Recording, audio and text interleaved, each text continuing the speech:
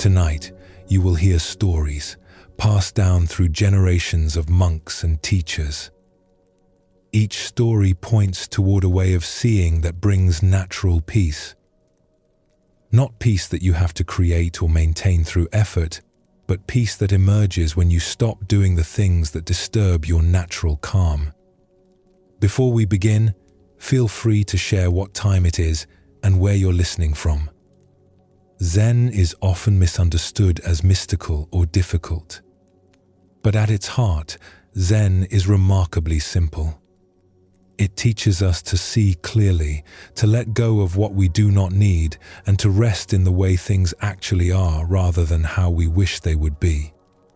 As you listen tonight, there is nothing you need to remember or achieve. The stories will work on you in their own way, like rain soaking into soil. Let yourself be comfortable now. Feel the surface beneath you supporting your body. Notice your breath moving naturally, without any need to control it. Relax. Take a slow, deep breath. And let's begin our journey together.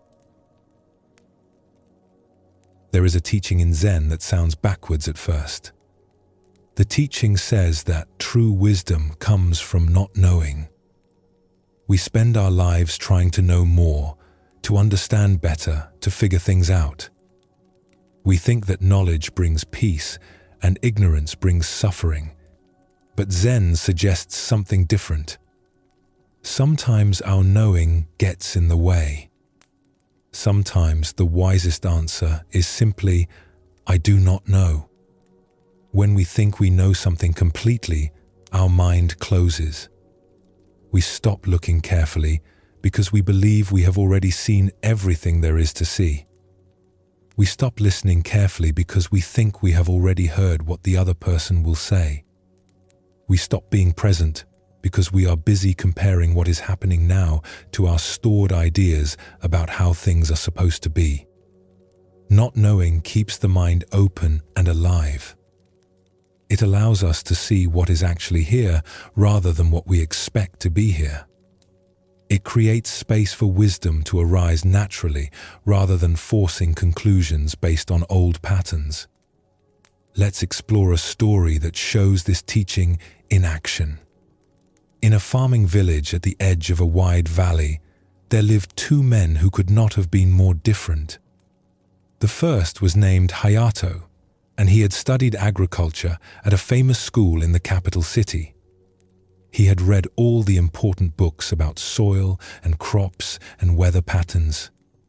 He knew the scientific names of hundreds of plants. He could explain the chemistry of fertilizers and the proper rotation of crops according to the latest theories.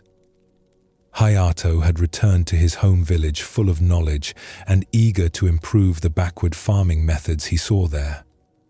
He would walk through the fields giving advice to the older farmers, explaining how their traditional ways were inefficient and how modern scientific methods would increase their yields.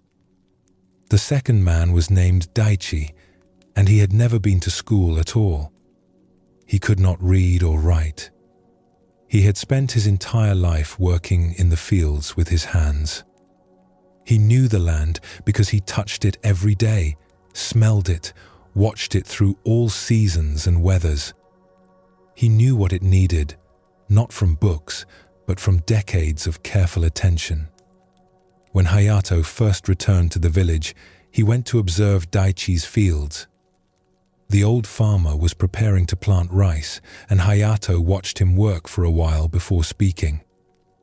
"Excuse me, uncle," Hayato said, using the respectful term for an elder. "I noticed you are not preparing the soil according to the proper method. You should be incorporating this type of fertilizer at this depth to maximize the nitrogen content and ensure optimal growth." Daichi stopped his work and looked at the young man with quiet attention. "What do you think the soil needs?" he asked. "I just told you. The nitrogen levels need to be increased to 14 parts per thousand, and the acidity balance should be between 6 and 7 for rice cultivation." "I see," Daichi said. And how do you know what this particular soil needs right now? I learned it from Professor Tanaka, who studied agriculture for 30 years and wrote the definitive text on rice farming, Hayato said confidently. Daichi nodded slowly. He bent down and picked up a handful of soil, crumbling it between his fingers, smelling it, even tasting a tiny bit. Then he let it fall back to the ground. This soil, he said quietly, is not the same as the soil in Professor Tanaka's book. This soil has particular clay content from the stream that floods here each spring. It holds water in a specific way. The winter was cold this year, which affects things. Last season we grew barley here, which left certain conditions. All of these things matter. But the principles of soil chemistry are universal, Hayato insisted. Science applies everywhere. Maybe so, Daichi said. But I do not know about universal principles.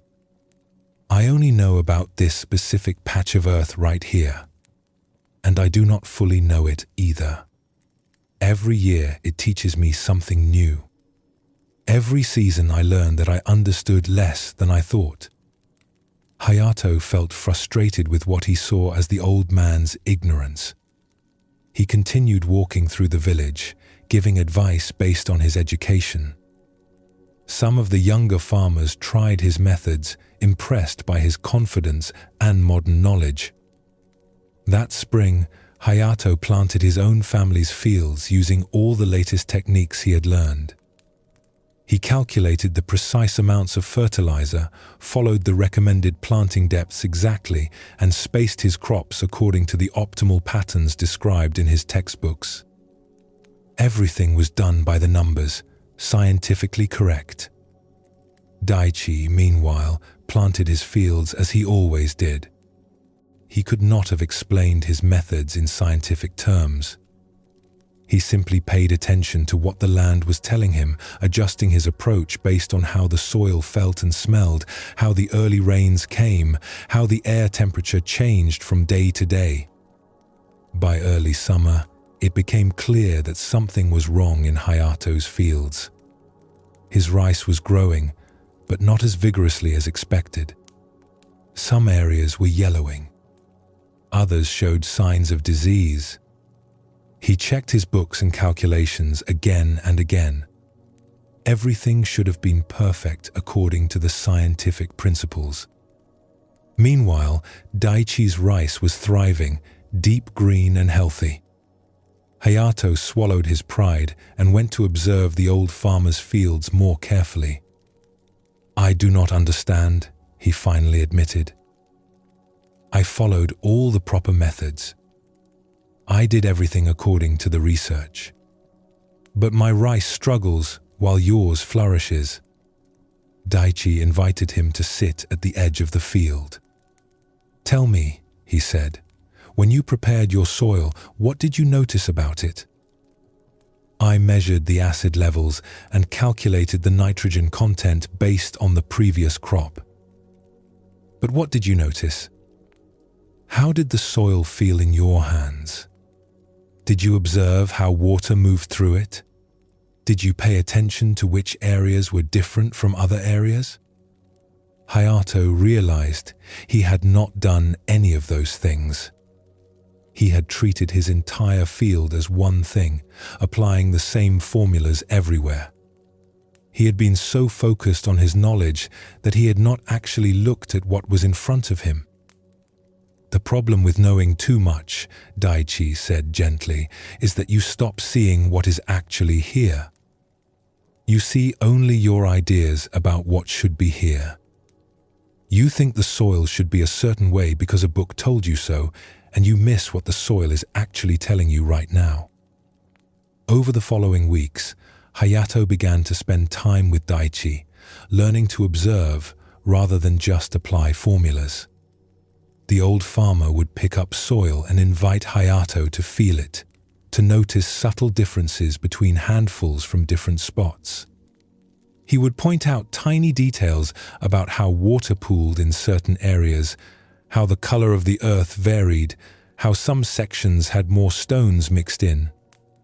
"I do not know if what I am showing you is scientifically correct," Daichi would say. "Maybe your professor would say I am doing things wrong. But I know this land, not from books, but from years of paying attention. And still, I know I do not fully understand it. Every season surprises me with something new." Hayato began to understand what the Zen teaching of not knowing meant. It was not about being ignorant or rejecting knowledge. It was about not letting your knowledge block your ability to see clearly what is actually in front of you. It was about staying humble and open, recognizing that real situations are always more complex than our theories about them. By the end of that season, Hayato had learned more from Daichi's not knowing than he had learned from years of study. His fields improved as he started paying direct attention to what was actually happening rather than just following textbook formulas. He still valued his education, but he held it more lightly, as useful information rather than complete truth.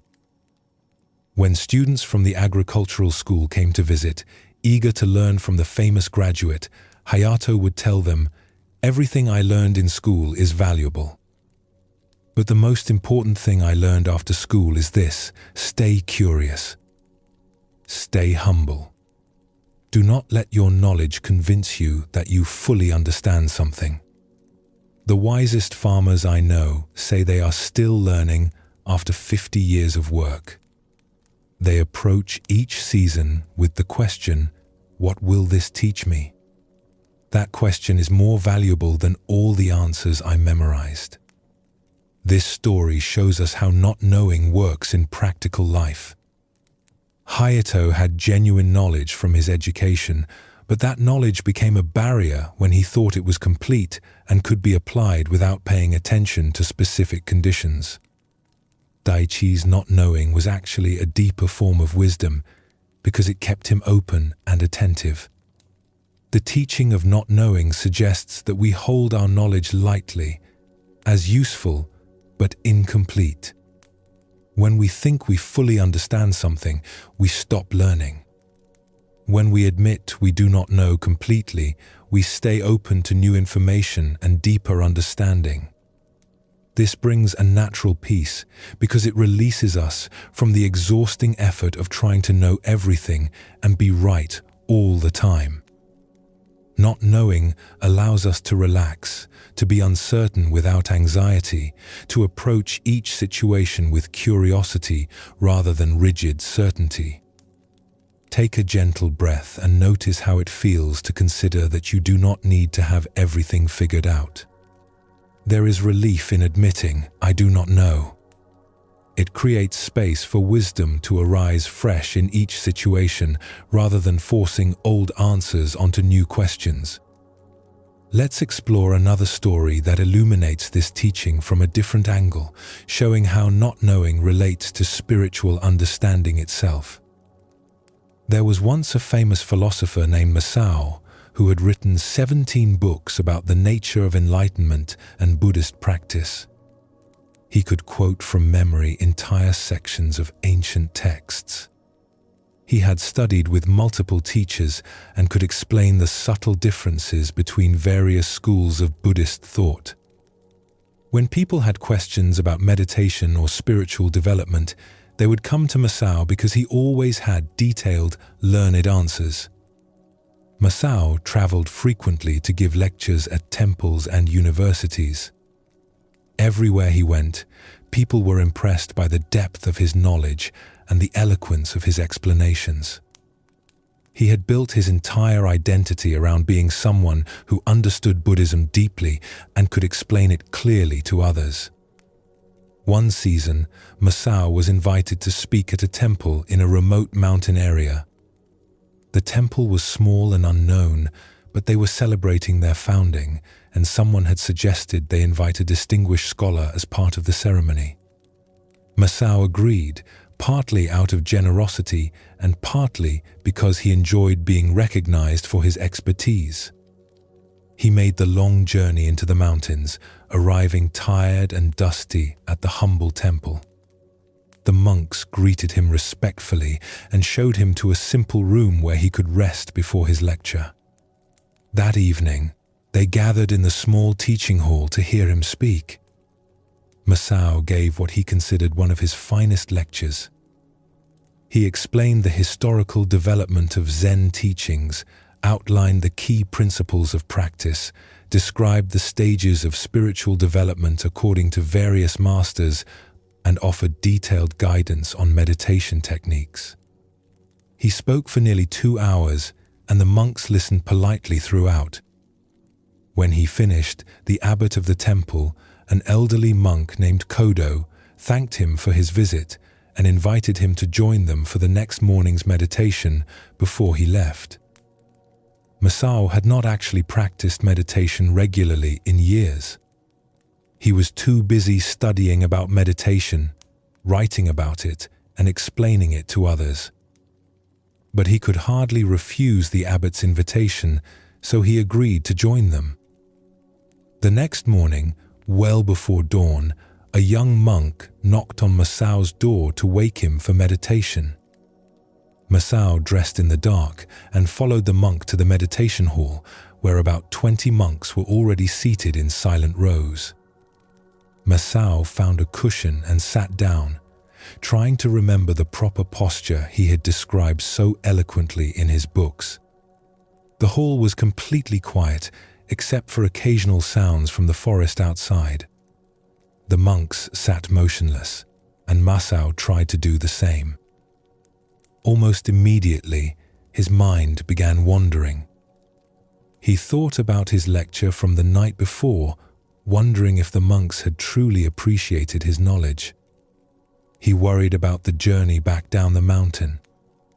He felt uncomfortable in the sitting position and kept shifting slightly. His legs began to ache. He became aware of every small sound. He noticed himself thinking about meditation, which made him think about his theories about meta-awareness, which led to a long chain of philosophical tangents.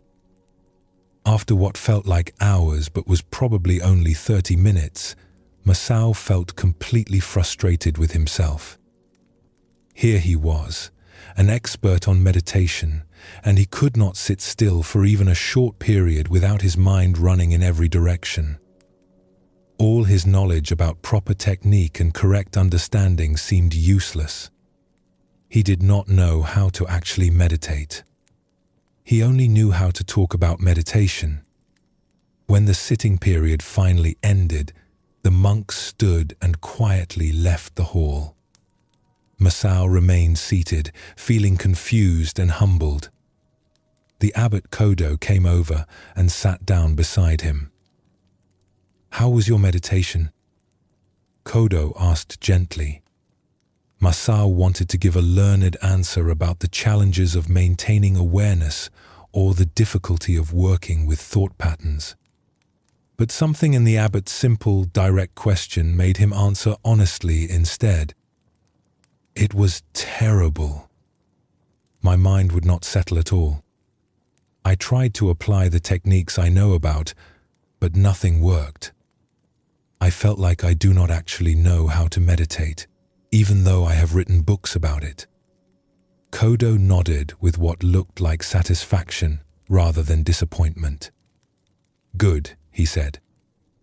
Masao was surprised. "Good? What is good about it?" "You discovered something true," Kodo replied. "You discovered that knowing about something and knowing something directly are completely different. You can describe water perfectly in scientific terms, but this is not the same as being thirsty and drinking water. You can explain meditation eloquently, but this is not the same as sitting on a cushion with a restless mind and no idea what to do." The abbot stood up slowly, his old knees making small, creaking sounds. "Your books and lectures are probably quite good." I am sure they help many people understand Buddhist ideas. But ideas about Buddhism are not Buddhism itself. They are like maps of a country you have never actually visited. Masao felt his carefully constructed identity as an expert beginning to crumble. Are you saying all my study has been worthless? Not worthless, Kodo said, but incomplete. You have been collecting information about wisdom instead of cultivating wisdom itself. The not knowing you felt this morning when you could not control your mind, that is actually closer to real practice than all your sophisticated understanding. Over the following days, Kodo invited Masao to stay at the temple and actually practice rather than study about practice. At first, Masao resisted. He felt embarrassed to be a beginner at something he was supposedly an expert in. But gradually, he began to see that his embarrassment itself was the problem.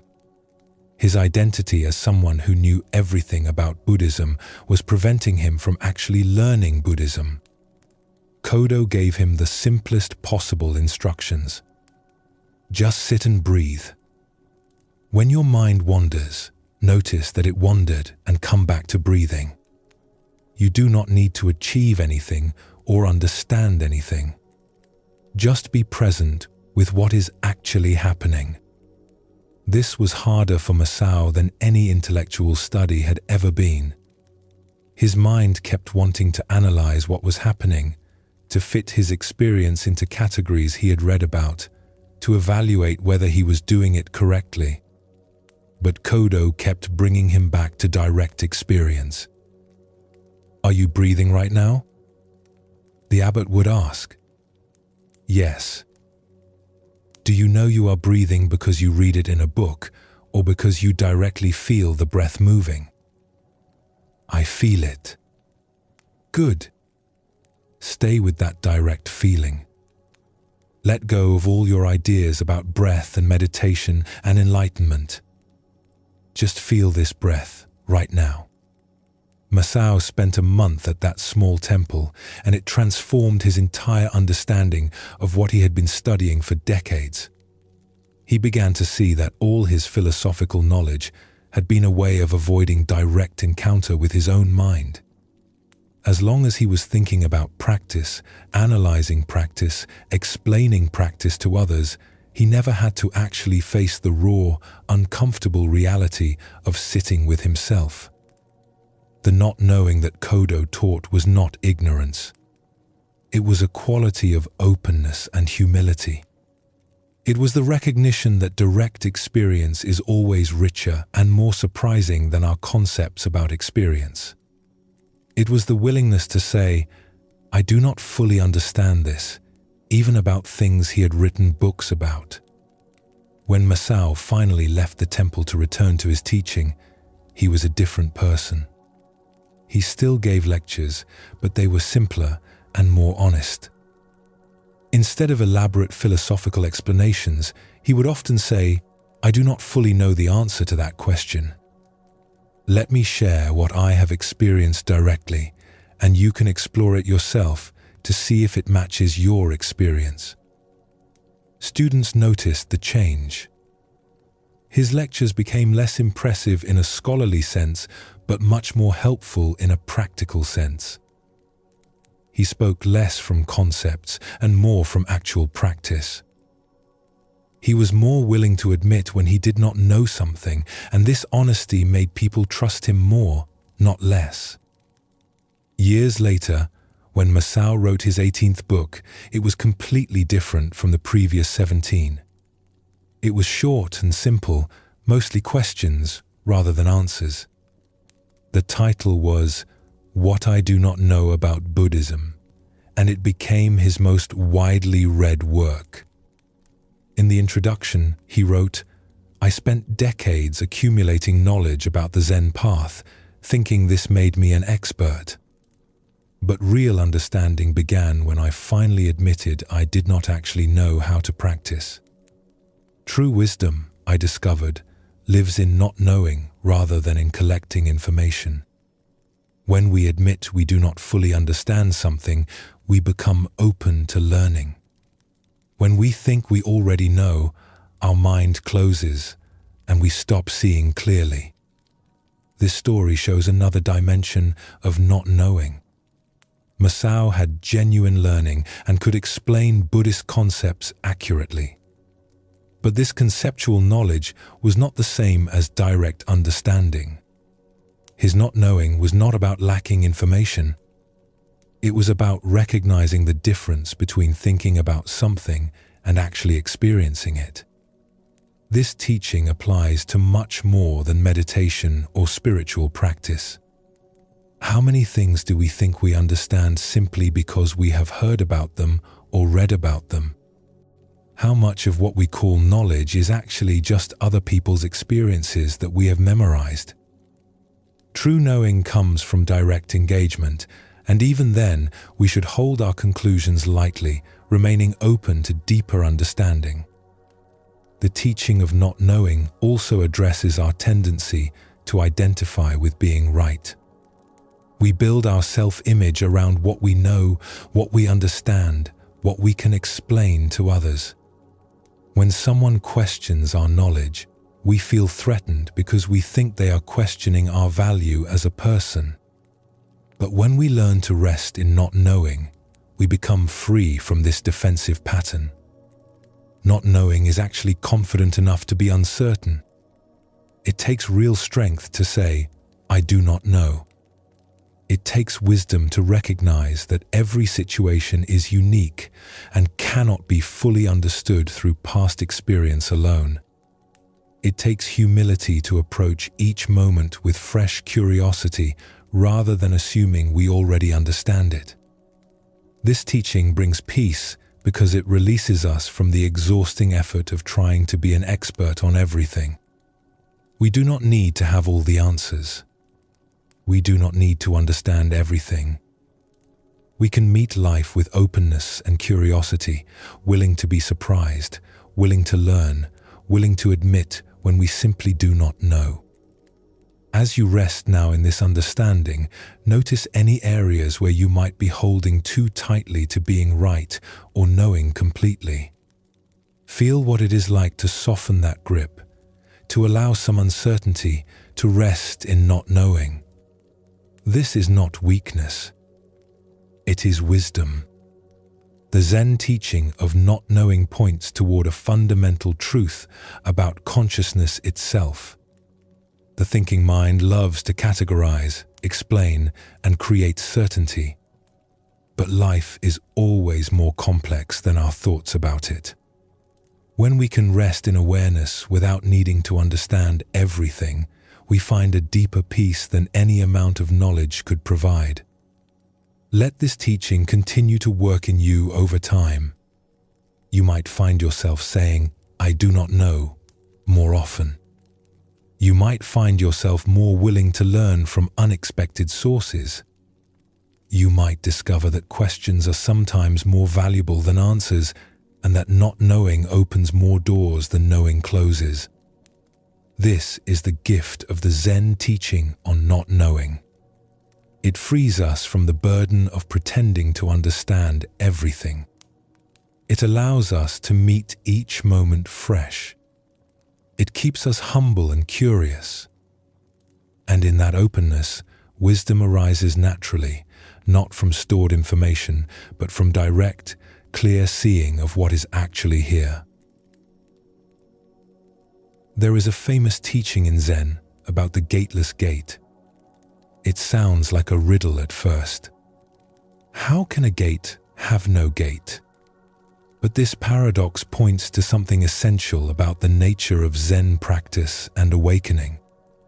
We often think of spiritual development as a journey from one place to another. We are here, unenlightened and struggling. We need to get there, to enlightenment and peace. And between here and there must be some kind of passage, some gate we need to find and walk through. So we search for the gate. We study teachings looking for the secret password. We practice techniques hoping to discover the hidden entrance. We compare ourselves to others, wondering if they have found the gate while we are still lost outside. But Zen teaches something that sounds impossible at first. There is no gate to pass through because there is no outside and inside. There is nowhere to go because you are already where you need to be. The separation between your current state and the peace you seek is created entirely by your mind. The gate is gateless because it never existed except as an idea. Let's explore a story that illuminates this paradox. In a remote mountain region, there lived a monk named Shuzan who had heard of a legendary temple called the Temple of Direct Seeing. According to the stories told by traveling monks, this temple held the purest teachings of Zen. The masters there could transmit awakening directly, mind to mind, without need for years of difficult practice. Any sincere seeker who found the Temple of Direct Seeing would immediately understand their true nature and achieve liberation. Shuzan became consumed with the desire to find this temple. He had practiced meditation for 5 years at his home monastery, but his mind still felt cloudy and restless. He had studied the classical texts, but the words seemed like descriptions of something he could not quite grasp. He felt certain that if he could only find the Temple of Direct Seeing, everything would finally become clear. He went to his teacher and asked permission to leave the monastery to search for this legendary place. His teacher looked at him with an expression Shuzan could not quite read. Sadness, perhaps, or maybe amusement. "If you feel you must search," the teacher said, "then search. But remember that I cannot stop you from leaving, and I cannot prevent you from returning." Shuzan packed a small bag with basic provisions and set out on foot. He had heard the temple was somewhere in the high mountains to the north, so he began walking in that direction. The first village he came to, he asked if anyone knew of the Temple of Direct Seeing. An old farmer shook his head. "I have lived here my whole life and never heard of such a place. But I have heard that there are many temples in the mountains beyond the next valley. Perhaps you will find what you seek there." Shuzan thanked him and continued north. Days of walking brought him to the next valley, where he asked again. A merchant told him, "I have traveled these mountains for 30 years selling cloth and rice. I know of many temples, but none by that name. However, I have heard rumors of a great teacher who lives on the eastern peak. Many seekers go there looking for wisdom."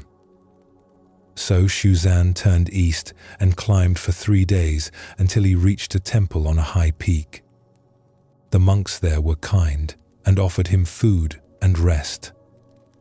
When he asked about the Temple of Direct Seeing, they looked at each other with uncertain expressions.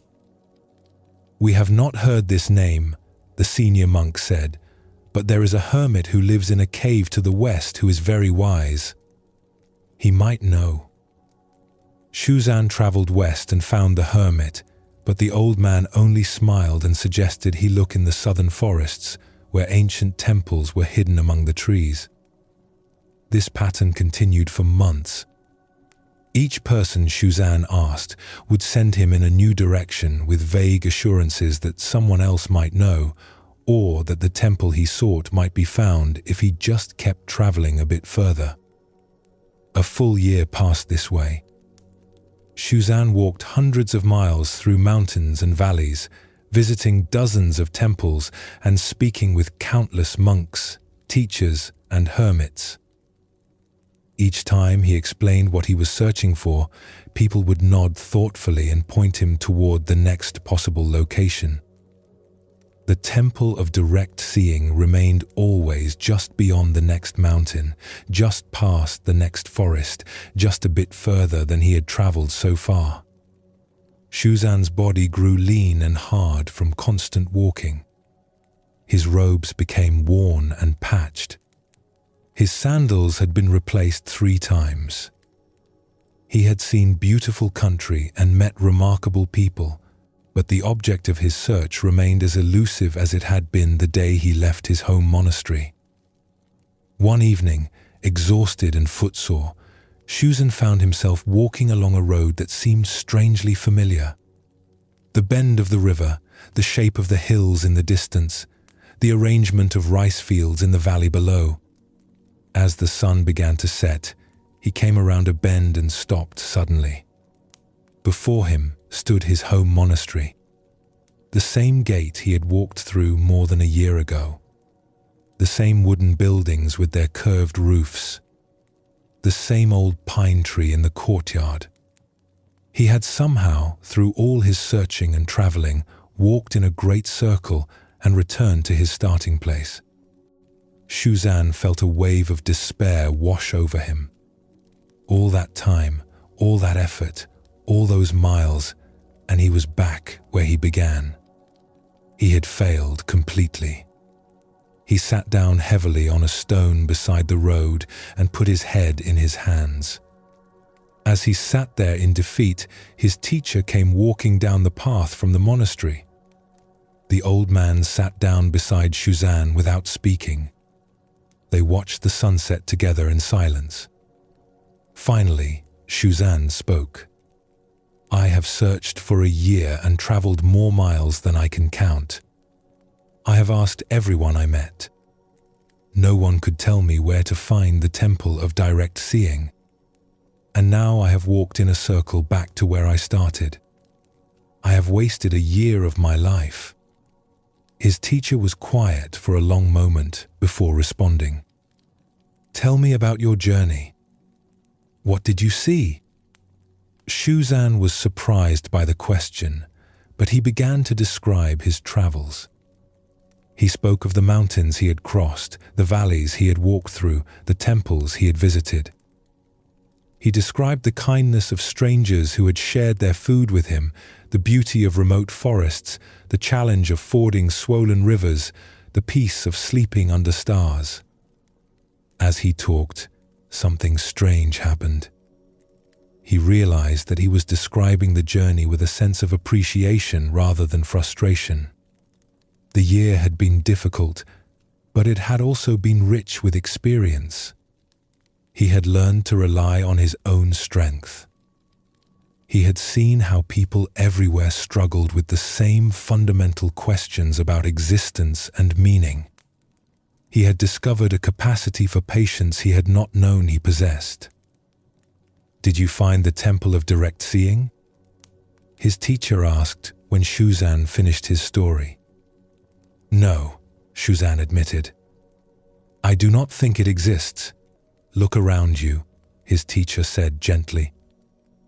"Look at this monastery where you have returned. What is its purpose?"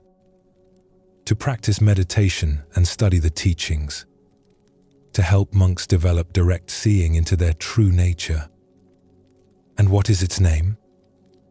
Shuzan looked at his teacher with widening eyes. The name of his home monastery, where he had lived for 5 years before leaving to search elsewhere, was Jikisho-ji, the Temple of Direct Seeing. "But," Shuzan stammered, "if this is the temple I was searching for, why did everyone I met send me somewhere else? Why did no one tell me I was looking for my own monastery?" His teacher smiled. "What did people actually tell you? Think carefully." Shuzan thought back through his many conversations. The farmer had said he had never heard of the temple, but that there were many temples in the mountains. The merchant had said he knew of no temple by that name, but mentioned a great teacher. Each person had been truthful. They did not know of the Temple of Direct Seeing because it was not called that in their region. But they had tried to help by pointing him toward other places where he might find teaching and wisdom.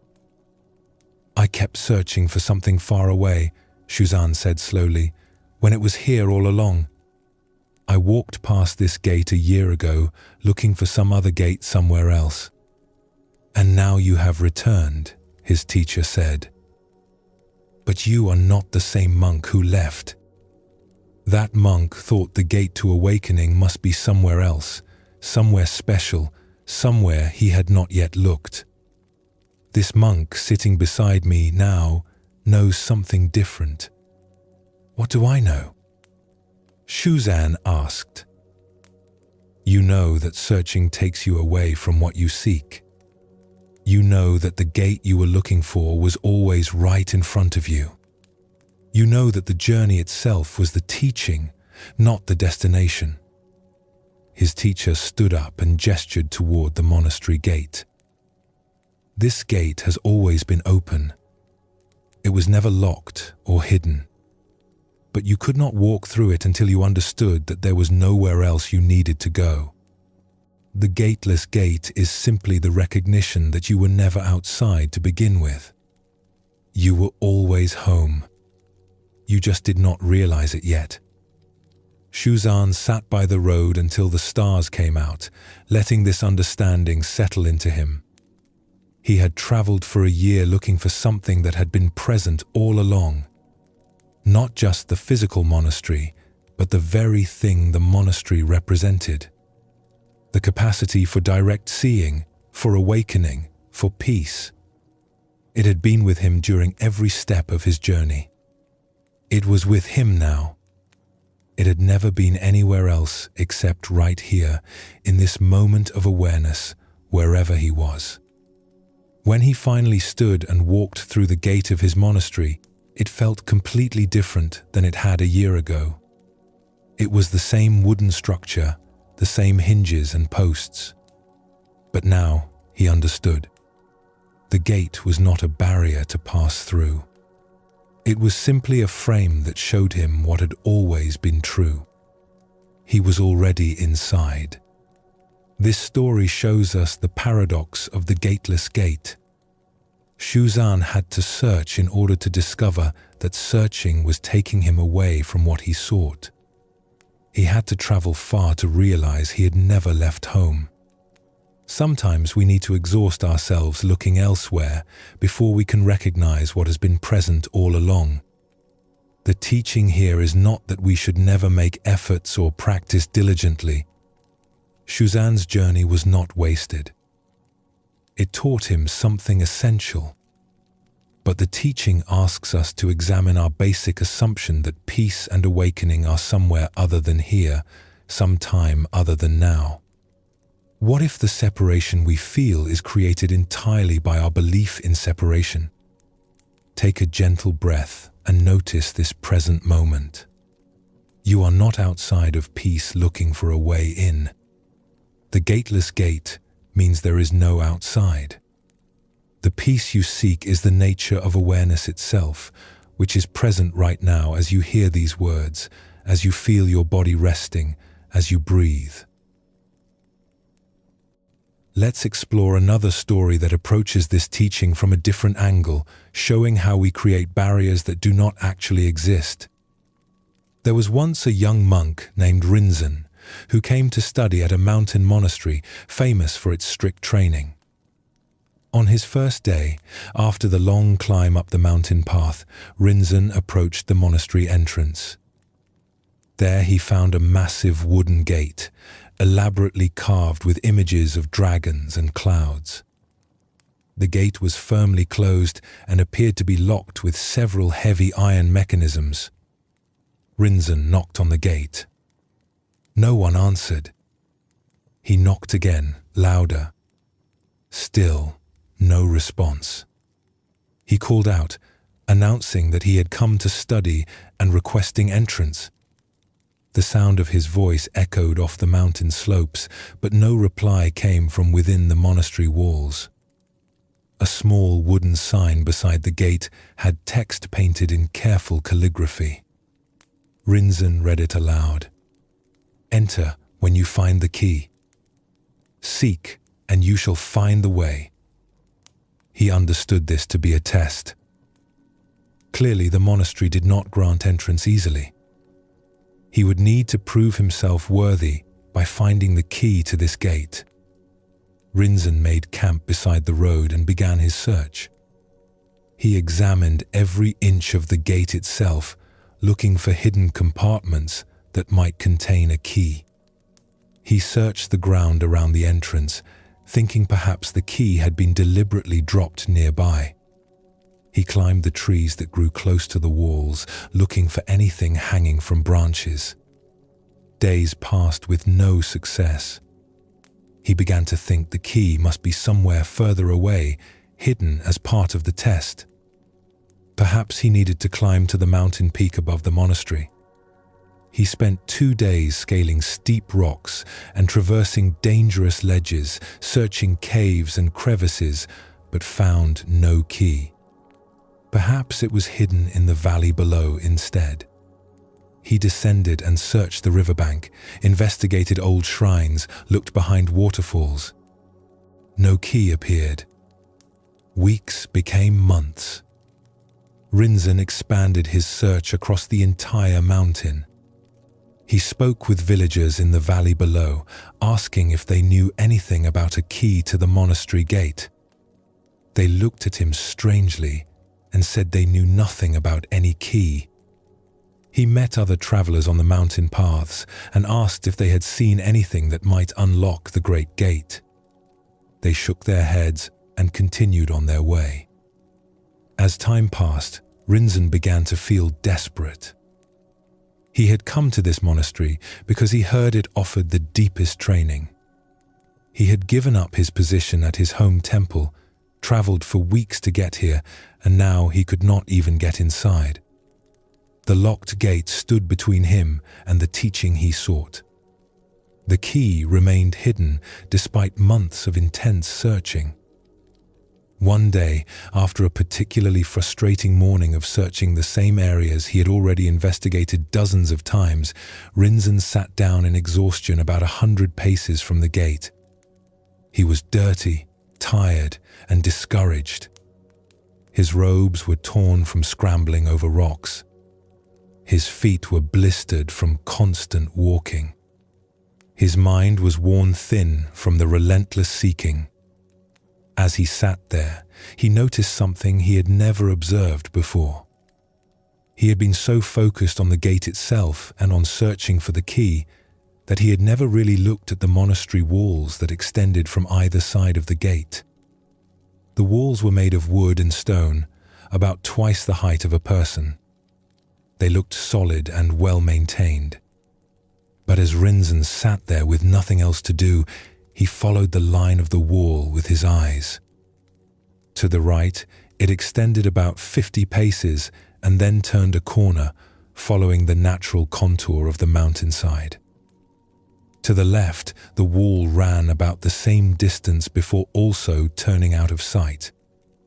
For the first time in months, Rinzin stood and walked along the outside of the wall. He followed it to the right, around the corner, along the next section.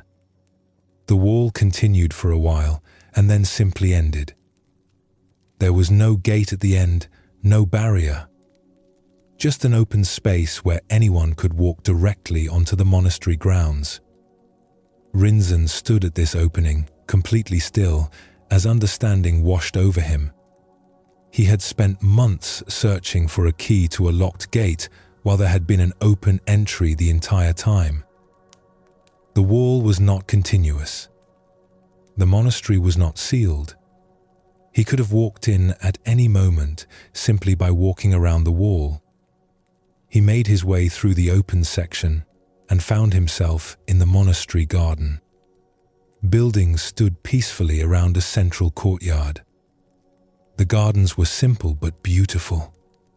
Everything looked calm and orderly. He saw no monks moving about, which he thought strange for such a supposedly busy training monastery. He walked to the main hall and entered, calling out a greeting. His voice echoed in the empty space. He moved through the monastery, checking the meditation hall, the sleeping quarters, the kitchen. Everything was clean and ready for use, but completely empty. There were no other monks here. There never had been. In the abbot's quarters, Rinzin found a letter addressed simply, "To the one who enters." He opened it and read, "Welcome to the monastery. You have passed through the gateless gate. The true teaching begins not when you find the key, but when you realize no key was ever needed. The gate was never locked. The wall never enclosed us completely. But you could not see this while you were consumed with searching for what you believed you lacked. The monastery stands empty because it has already taught its lesson. If you came here believing that somewhere else, someone else held the key to your awakening, you have learned otherwise. The gate you stood before for months represents every barrier we imagine stands between our current state and liberation. We study these barriers, analyze them, develop elaborate theories about how to overcome them. We never think to simply walk around them because we are too convinced they are real. Zen practice is not about finding the right key to unlock your true nature. It is about recognizing that your true nature was never locked away. The barriers you experience are created entirely by your belief in barriers. The gate is gateless because there is no separation between you and what you seek. You may choose to stay here and practice, or you may leave and return to the world.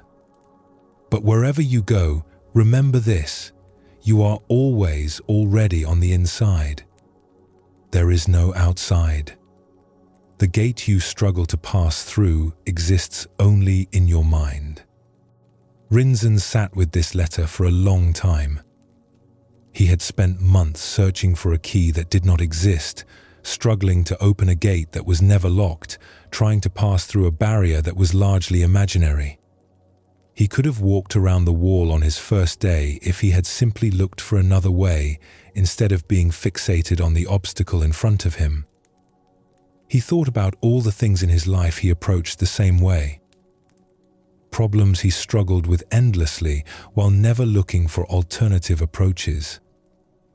Practices he thought were necessary gates to awakening. Qualities he believed he needed to develop before he could be at peace. What if all of these were like the gate? What if he was creating the very barriers he spent so much energy trying to overcome? Rinzin did stay at the monastery, but not because he thought he needed to be there to achieve something. He stayed because he found peace in the simple practice of sitting, walking, and tending the gardens without any goal beyond the activity itself. When he eventually left and returned to teaching, students would sometimes ask him about the key to awakening. He would smile and say, "There is no key because there is no lock. The gate you think you need to pass through is gateless. You are spending your life searching for a way in when you were never outside to begin with." This story shows another aspect of the gateless gate. We create elaborate barriers in our minds and then exhaust ourselves trying to overcome them. We think we need special knowledge, perfect practice conditions, years of training, or some kind of permission before we can be at peace. But these requirements are like Rinzin's locked gate. They seem real, they dominate our attention, but they do not actually block our path. The teaching of the gateless gate is not that effort and practice are useless. Both Shuzan and Rinzin learned essential lessons through their struggles. But the teaching asks us to look carefully at our assumptions about what separates us from peace.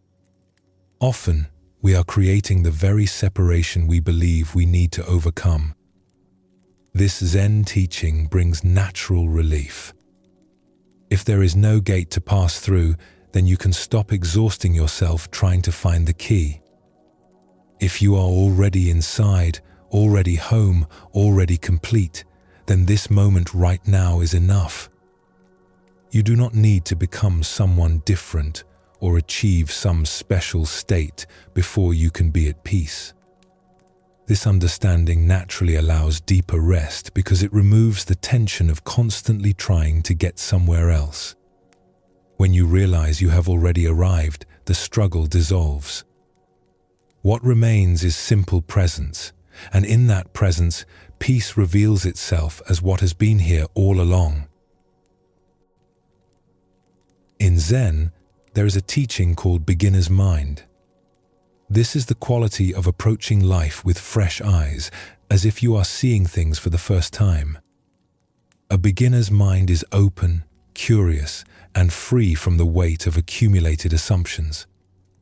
An expert's mind, on the other hand, is often closed, certain, and trapped by everything it thinks it already knows. This might seem backwards. We spend our lives trying to become experts, to know more, to master skills, and accumulate wisdom. Zen does not say these things are worthless, but it points to something surprising. Often, the more expert we become, the less clearly we see. Our expertise becomes a lens that filters everything, and we miss what is actually in front of us because we are so busy seeing what we expect to see. Let me share a story that illuminates this teaching. In a province known for its warrior tradition, there lived an archer named Takeshi who had achieved the highest rank possible in his discipline. For 30 years, he had practiced the way of the bow. He could hit targets that other archers could not even see clearly. Students came from distant regions to study his technique, and military commanders sought his advice on training their soldiers. Takeshi's form was considered perfect. Every movement had been refined through decades of practice. He knew exactly how to stand, precisely how to breathe, the correct angle for his elbow, the ideal moment to release. He had studied every classical text on archery and could recite the principles of the ancient masters from memory. But something had begun to trouble Takeshi. Lately, when he stood before the target, his mind would flood with thoughts. He would think about his stance, question his grip, worry about his breathing. Each shot required enormous concentration just to remember and execute all the technical points he had accumulated over the years. What had once felt natural and flowing now felt mechanical and forced. His accuracy began to suffer. Shots that he could once make without thinking now required intense effort and still missed their mark. The more he focused on perfecting his technique, the worse his shooting became. He would spend hours adjusting tiny details, trying to recapture the ease he had once felt, but the target seemed to move further away with each attempt. One afternoon, after a particularly frustrating practice session, Takeshi walked down to the river to clear his mind. He sat on the bank watching the water flow, feeling defeated and confused. How could someone with such extensive knowledge and experience suddenly lose their ability? As he sat there, he heard laughter and splashing downstream. A group of village children were playing by the water, throwing flat stones to see who could make them skip the furthest across the surface. Takeshi watched them absently at first, but then something caught his attention. One small boy, perhaps 7 years old, was making his stones skip with remarkable consistency. He would find a stone, look at the water briefly, and throw. Skip, skip, skip across the surface. No hesitation, no complicated preparation. Just a simple, fluid motion that sent stone after stone dancing across the river. Takeshi watched more carefully. The boy was not thinking about the angle of his wrist, or the rotation of the stone, or the optimal release point. He simply threw, and the stones skipped beautifully. When a stone sank instead of skipping, the boy would laugh, pick up another one, and try again without any sign of frustration or self-criticism. Takeshi found himself walking closer to watch. The boy noticed him and smiled. "Do you want to try?" he asked, offering Takeshi a smooth stone. "I am actually an archer," Takeshi said. "I have trained in precision for many years, but I have never learned to skip stones." "It is easy," the boy said. "You just throw them. Watch." He sent another stone dancing across the water. Takeshi took the stone and prepared to throw it. Immediately, his mind began analyzing. What was the correct angle? How much force should he use? What was the ideal spinning motion? He stood there for several long moments, studying the stone in his hand, calculating the trajectory. "You think too much," the boy said simply. "Just throw it and see what happens." Something in the child's directness cut through Takeshi's analytical mind. He threw the stone without thinking. It skipped once and sank. The boy laughed, not mockingly, but with pure enjoyment. "Try again." Takeshi picked up another stone and threw it, this time without the long preparation. It skipped twice, then 3 times.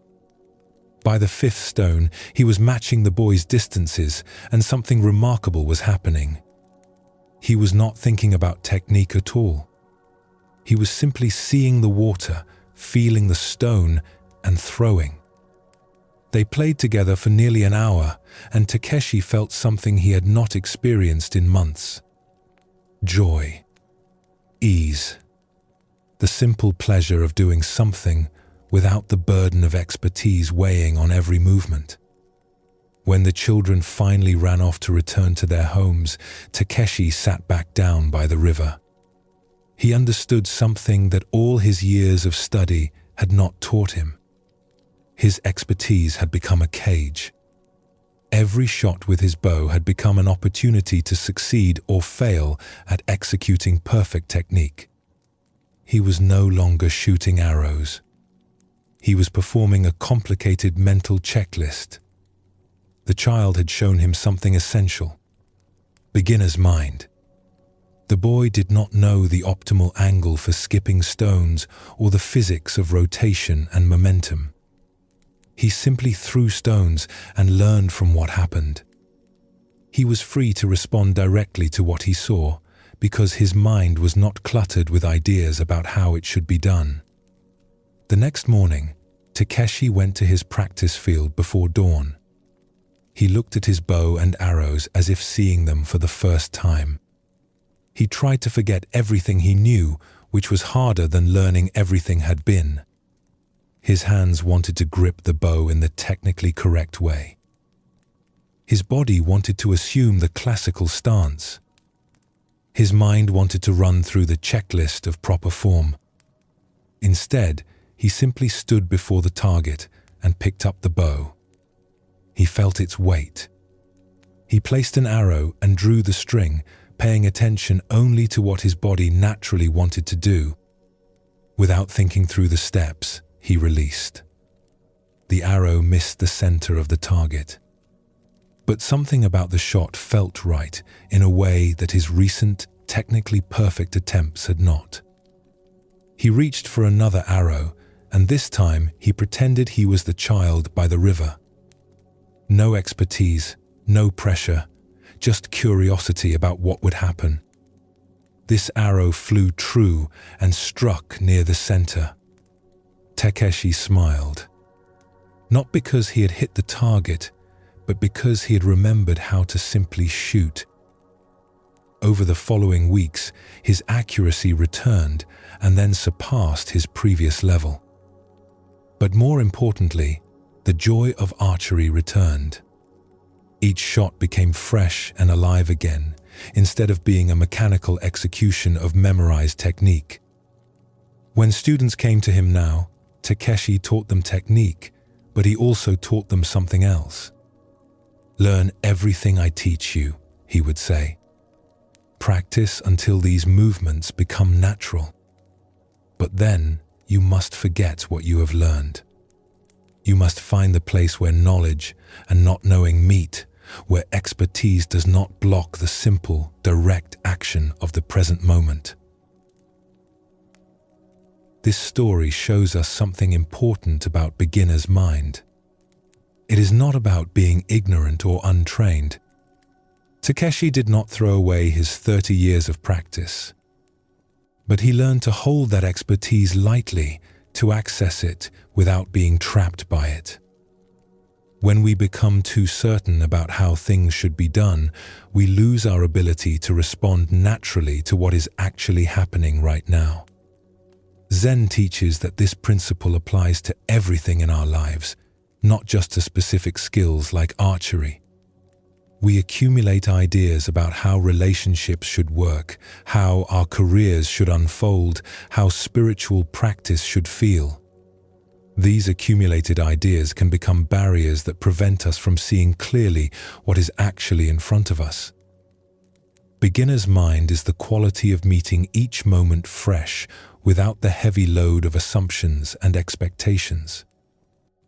It is the difference between experiencing your life and comparing your life to your ideas about how life should be.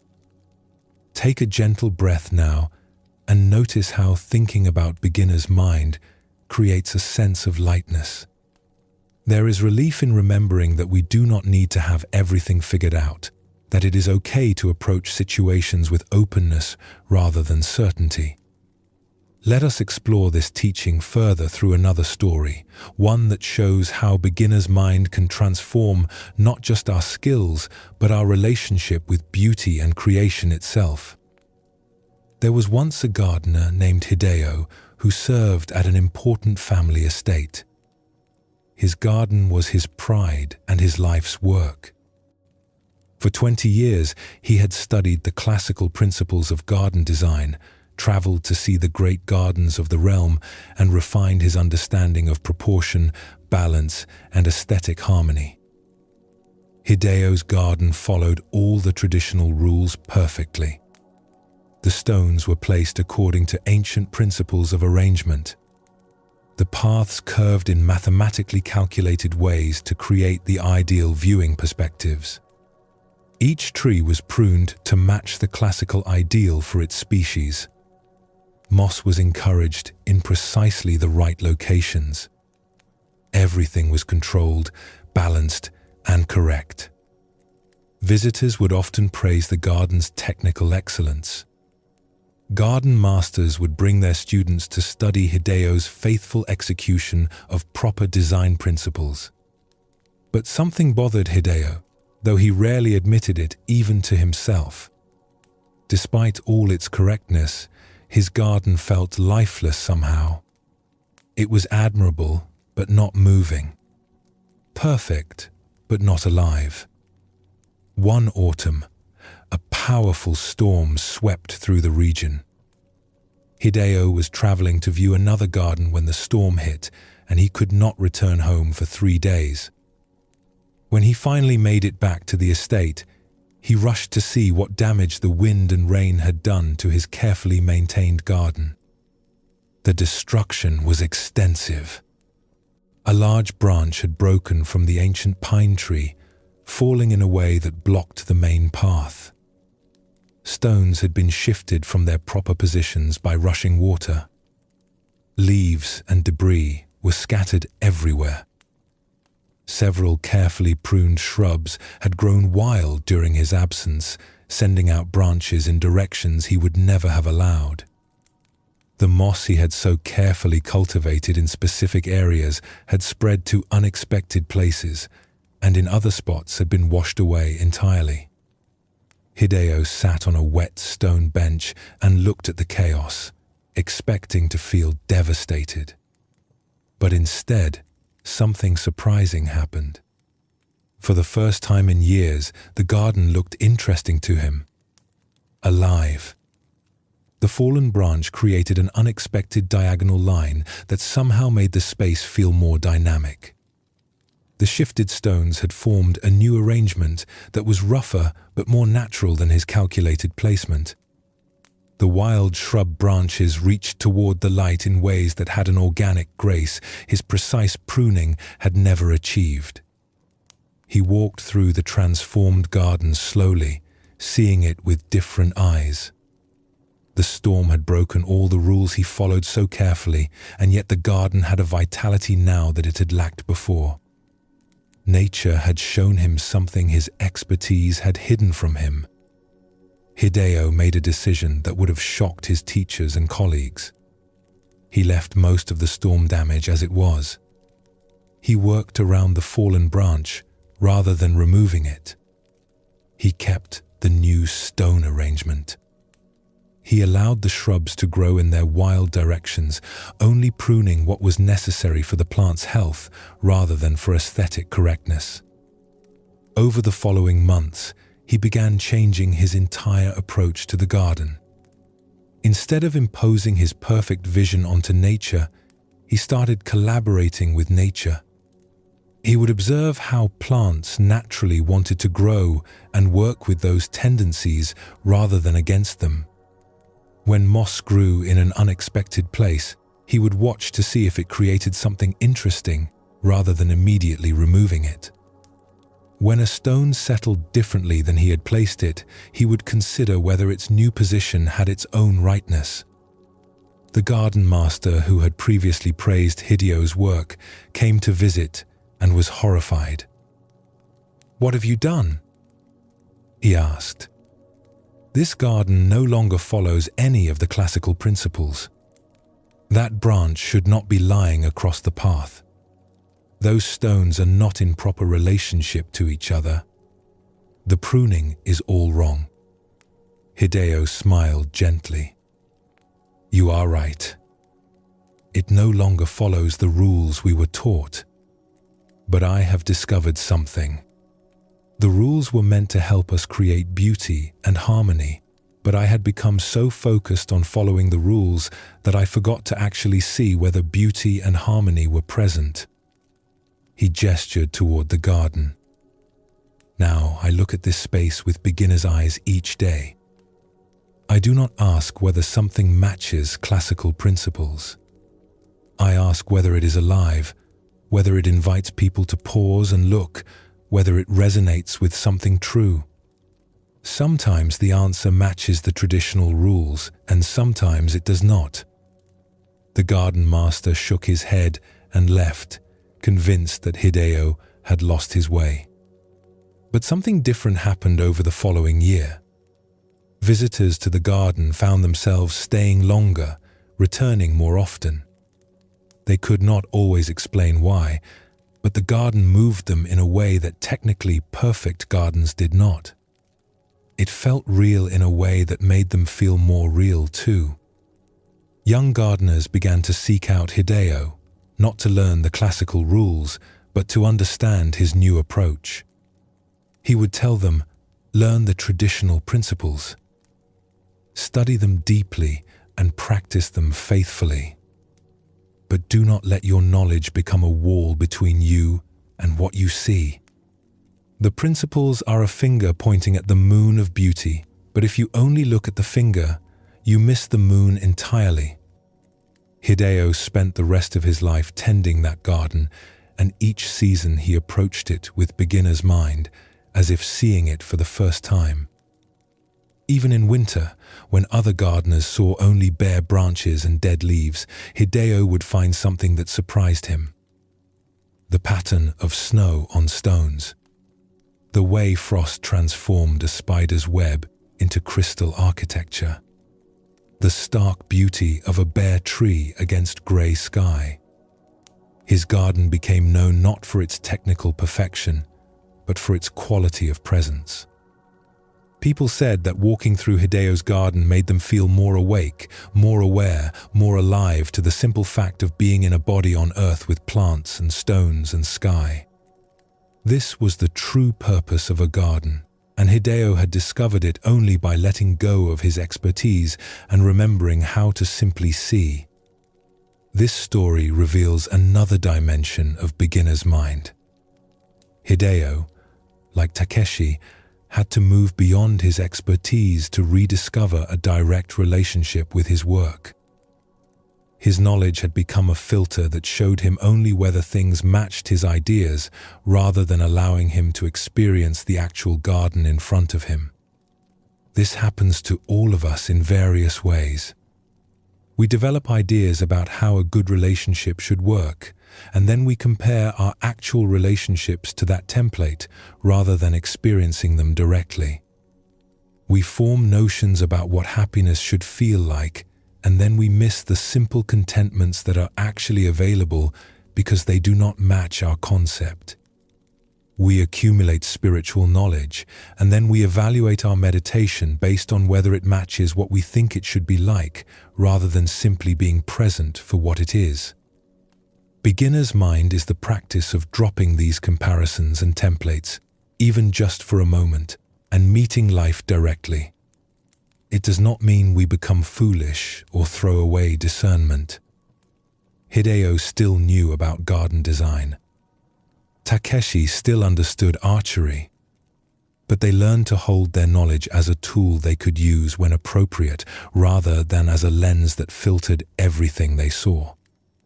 As you rest now in this teaching, notice any areas of your life where expertise or accumulated ideas might be blocking your direct experience. You do not need to change anything tonight. Simply recognize the possibility that there might be freshness and surprise available in places where you thought you knew everything already. Zen teaches that the ultimate beginner's mind is to approach your own consciousness this way. Even though you have lived in your mind your entire life, can you encounter your own awareness with fresh curiosity? Can you be present to this moment of breathing, of lying here, of hearing these words as if it were the first moment you had ever experienced anything? This quality of attention naturally brings peace. Not because we achieve something or figure something out, but because beginner's mind is restful. It does not carry the weight of all our accumulated certainties and comparisons. It simply meets what is with openness and curiosity. Let this understanding settle in you now, like medicine dissolving in water, spreading naturally to where it needs to go. The teaching of beginner's mind will continue to reveal itself in the days to come, showing you places where you might relax your grip on knowing and allow yourself to be surprised by the freshness that is always available when we remember how to see clearly. One of the most profound teachings in Zen Buddhism comes from a very old text called the Heart Sutra. It says something that sounds impossible. Form is emptiness. Emptiness is form. What does this mean? How can something that clearly exists also be empty? How can emptiness take form? This teaching points to the nature of all things. Nothing exists in a fixed, independent, unchanging way. Everything we see and touch and experience is constantly changing. A tree is made of sunlight, water, soil, air, and time. Take away any of these, and there is no tree. The tree has no separate, independent existence apart from all the things that create and sustain it. In this sense, it is empty of inherent existence. Yet, the tree is clearly there. We can see it, touch it, sit under its shade. Form is emptiness. Emptiness is form. This might seem like abstract philosophy, but it has immediate practical value. When we understand that nothing has fixed, permanent identity, we can hold our lives more lightly. We stop clinging so desperately to things that are always changing anyway. We stop demanding that our lives remain frozen in comfortable patterns. We become more flexible, more able to flow with change, more at peace with the fundamental nature of existence. Let's explore a story that brings this teaching to life. There was a merchant named Yoshida who had built his entire life around trade caravans. For 20 years, he had led mules and horses along mountain routes, carrying tea and silk and pottery between distant cities. His caravan was his pride. He had assembled it slowly over the years, carefully selecting each animal, training them to work together, acquiring exactly the right number of carrying baskets and rope and protective covers. Yoshida knew every animal in his caravan by temperament and habit. There was the led mule who was stubborn but reliable, never faltering even on the most treacherous paths. There was the young horse who had a gentle nature and carried the most fragile goods. There were the steady, middle animals who kept the pace and maintained order. Together, they formed something greater than individual animals. They were his caravan, his livelihood, his identity. He had a specific way of arranging everything. The heavier goods went in particular baskets on particular animals. The delicate items were packed in special padding and positioned in the middle of the line where they would be most protected. The rope that bound everything together was measured and tied in patterns he had perfected over 2 decades. Every piece had its place. Every detail had been refined through years of experience. Other merchants would admire Yoshida's caravan. "Look at how well organized everything is," they would say. "Look at how smoothly the animals move together. This is the model of what a trade caravan should be." Yoshida felt proud of what he had built. This caravan represented his life's work, his skill, his success. One summer, Yoshida was leading his caravan through a high mountain pass when a sudden storm appeared. The sky darkened within minutes, and rain began to fall in heavy sheets. The narrow path became slick with mud. Thunder crashed between the peaks, and lightning split the sky. The animals became frightened and difficult to control. Yoshida tried to calm them, but the led mule panicked at a particularly loud thunder crack and bolted forward. This startled the other animals, who pushed and jostled each other. In the chaos, several animals slipped on the muddy path. Loads shifted and ropes broke. Within moments, what had been an orderly caravan became complete disorder. Then the worst happened. A section of the mountain path collapsed, weakened by the heavy rain. 3 of Yoshida's animals, along with most of his goods, tumbled down the steep slope. He watched in horror as baskets broke open and goods scattered across the rocky mountainside. The animals were injured, one so badly it could not continue. By the time the storm passed and Yoshida could assess the damage, half his caravan was gone. He managed to get the remaining animals and goods to the next town, but he felt devastated. The caravan he had spent 20 years building, the precise arrangement he had perfected, the specific animals he had trained, all of it was destroyed. He had some animals left, some goods remaining, but it was not his caravan anymore. That perfect thing was gone.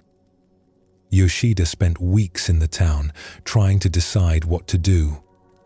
He could not afford to replace everything he had lost. The specific animals were impossible to duplicate. Even if he bought new animals, they would not be the ones he knew so well. Even if he arranged things the same way, it would not be the same caravan. A local tea merchant named Fumiko noticed Yoshida's despair and invited him to share a meal. Over rice and vegetables, Yoshida explained what had happened and why he felt unable to continue his trade. "I understand your loss," Fumiko said. "But tell me, when you first started as a merchant 20 years ago, did you have this exact caravan?" "No, of course not," Yoshida replied. "I started with just 2 animals and a few baskets." "And over the years, did the animals change? Did some grow old and need to be replaced? Did you acquire new ones and let others go?" Yoshida thought about this. Yes, naturally. Animals age and die or become unable to work. I replaced them over time. And the baskets, the rope, the equipment? Did those remain exactly the same for 20 years? No, those wore out and needed replacing regularly. I suppose I replaced almost everything at various times. Fumiko smiled gently. So the caravan you lost in the storm was not really the same caravan you started with 20 years ago. None of the original animals were still there. None of the original equipment. Yet you still called it your caravan and thought of it as the same thing. Yoshida sat quietly, beginning to understand what the tea merchant was showing him. The caravan you are mourning, Fumiko continued, was never a fixed permanent thing. It was always changing, always being rebuilt, always becoming something new. What you loved was not the specific animals or equipment. What you loved was the activity of moving goods along mountain paths. What you valued was your skill at organizing and leading. These things are not lost. They went with you down that mountain, still whole, still present. She poured more tea for both of them. You can begin again with whatever animals and equipment you can gather. The new caravan will be different from the old one, yes. But the old one was always different from itself, changing every day, never the same from one journey to the next. You just did not notice the constant change because it happened slowly. Yoshida felt something shift in his understanding. He had been thinking of his caravan as a fixed entity, a solid thing that had been destroyed. But Fumiko was showing him that it had never been solid. It had always been a temporary arrangement of elements that came together for a while and then changed and came together differently. Over the following months, Yoshida slowly rebuilt his trading operation. He bought 2 young mules, different in temperament from his previous animals. He acquired baskets from local craftspeople in styles different from what he had used before. He learned to work with what was available rather than trying to recreate exactly what had been lost. Something surprising happened. The new caravan worked just as well as the old one, sometimes better. The younger animals had more energy. The new baskets were actually more durable. The different arrangement of goods he was forced to use because he had fewer animals turned out to be more efficient. One day, about a year after the storm, Yoshida was leading his caravan along a familiar route. Another merchant traveling in the opposite direction stopped to admire his organization. "What a fine caravan you have built," the merchant said. "How long have you been developing this operation?" Yoshida opened his mouth to say 1 year, but then stopped. Was it 1 year since the storm? Or 20 years since he first started? The animals were new, the equipment was new, the specific arrangement was new. Yet his knowledge and skill were the same, accumulated over 2 decades. Which answer was true? "I have been building this caravan my whole life," he finally said, "and I rebuild it every single day." The other merchant looked confused and continued on his way, but Yoshida smiled. He understood now what Fumiko had been teaching him. His caravan was empty of fixed identity, yet it was clearly real and functional. It was constantly disappearing and constantly being reborn. Form was emptiness. Emptiness was form. The caravan existed and did not exist in any permanent way. Both truths were equally valid. This understanding brought Yoshida a peace he had never felt before. He no longer worried so much about losing what he had. How could he lose something that was always changing anyway? He took good care of his animals and equipment, but he did not cling to them desperately. He understood they were temporary arrangements, here for a time and then gone, like everything else. When young merchants would ask his advice, he would tell them, "Take care of what you have, but hold it lightly. The caravan you build today will not be the same caravan tomorrow, even if nothing dramatic changes. Learn to work with change instead of fighting against it. Learn to see that nothing you own is truly solid or permanent. This understanding will free you from unnecessary suffering." This story shows us the teaching of form and emptiness in a practical way. Yoshida's caravan was real. It existed, it functioned, it carried goods across mountains. But it had no fixed, permanent essence.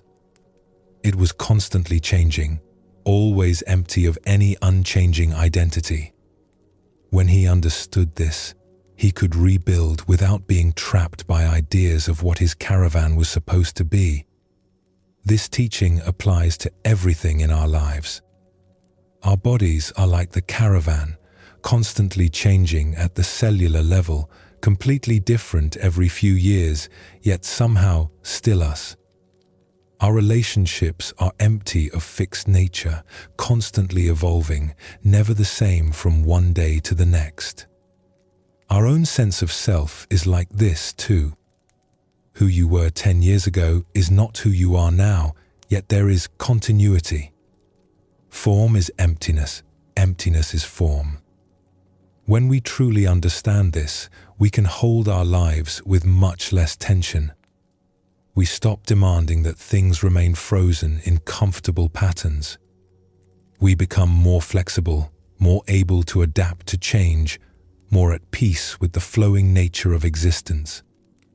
Take a breath and notice how this teaching brings a certain lightness. If nothing is fixed and permanent, then you are not trapped in any situation. Everything is always in the process of becoming something else. This is not a sad truth, but a liberating one. Let's explore another story that illuminates this teaching from a different angle, showing how our ideas about where things begin and end are just mental constructions. There was a weaver named Osamu who was known throughout his province for creating the most beautiful cloth. His fabrics had patterns that seemed to shimmer and move, colors that blended in ways other weavers could not duplicate. People would travel for days to commission cloth from Osamu for special occasions. Osamu took great pride in his finished work. He would spend months on a single piece of cloth, carefully selecting threads, planning intricate patterns, weaving with meticulous attention to every detail. When a piece was complete, he would present it to the customer with ceremony, announcing, "This is my finest work. This cloth represents my skill and years of experience." One day, a Zen monk came to Osamu's workshop. The monk had heard of his skill and wanted to commission a cloth for the temple where he lived.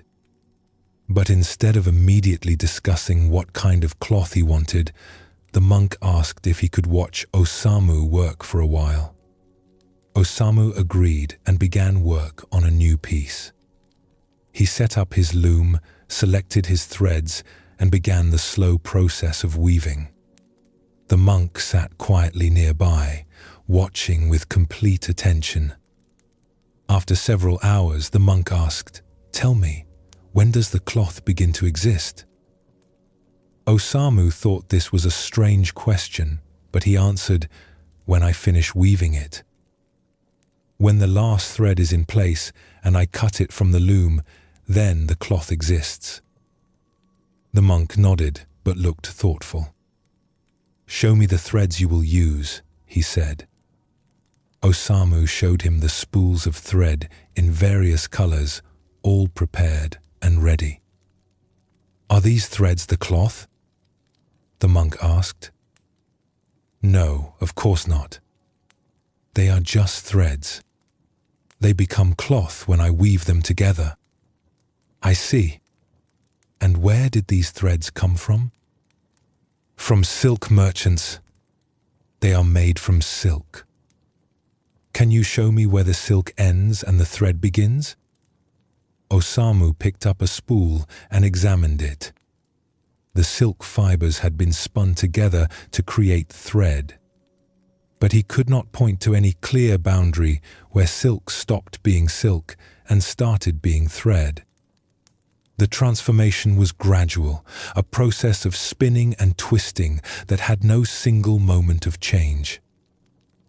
And the silk, the monk continued, where does it come from? From silkworms, obviously. Can you show me where the silkworm ends and the silk begins? Is the silk part of the worm, or is it separate from the worm? Osamu had never thought about this before. The silk was produced by the silkworm, but was also somehow separate from it. There was no clear boundary.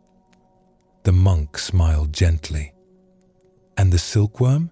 Where does it come from? What does it need to exist? It needs mulberry leaves to eat, Osamu said, starting to see where this was leading. And the mulberry tree needs soil, water, sunlight. The soil comes from broken down leaves and stones. The water comes from rain, which comes from the ocean, which comes from rivers flowing down from mountains. So when you say you create cloth, the monk said, what exactly are you creating? The cloth is made of threads, which are made of silk, which is made by worms, which eat leaves, which grow on trees, which need soil and water, and Sunday. Where does your cloth actually begin? Can you find the point where it becomes separate from everything else? Osamu sat down slowly, feeling something shift in his understanding.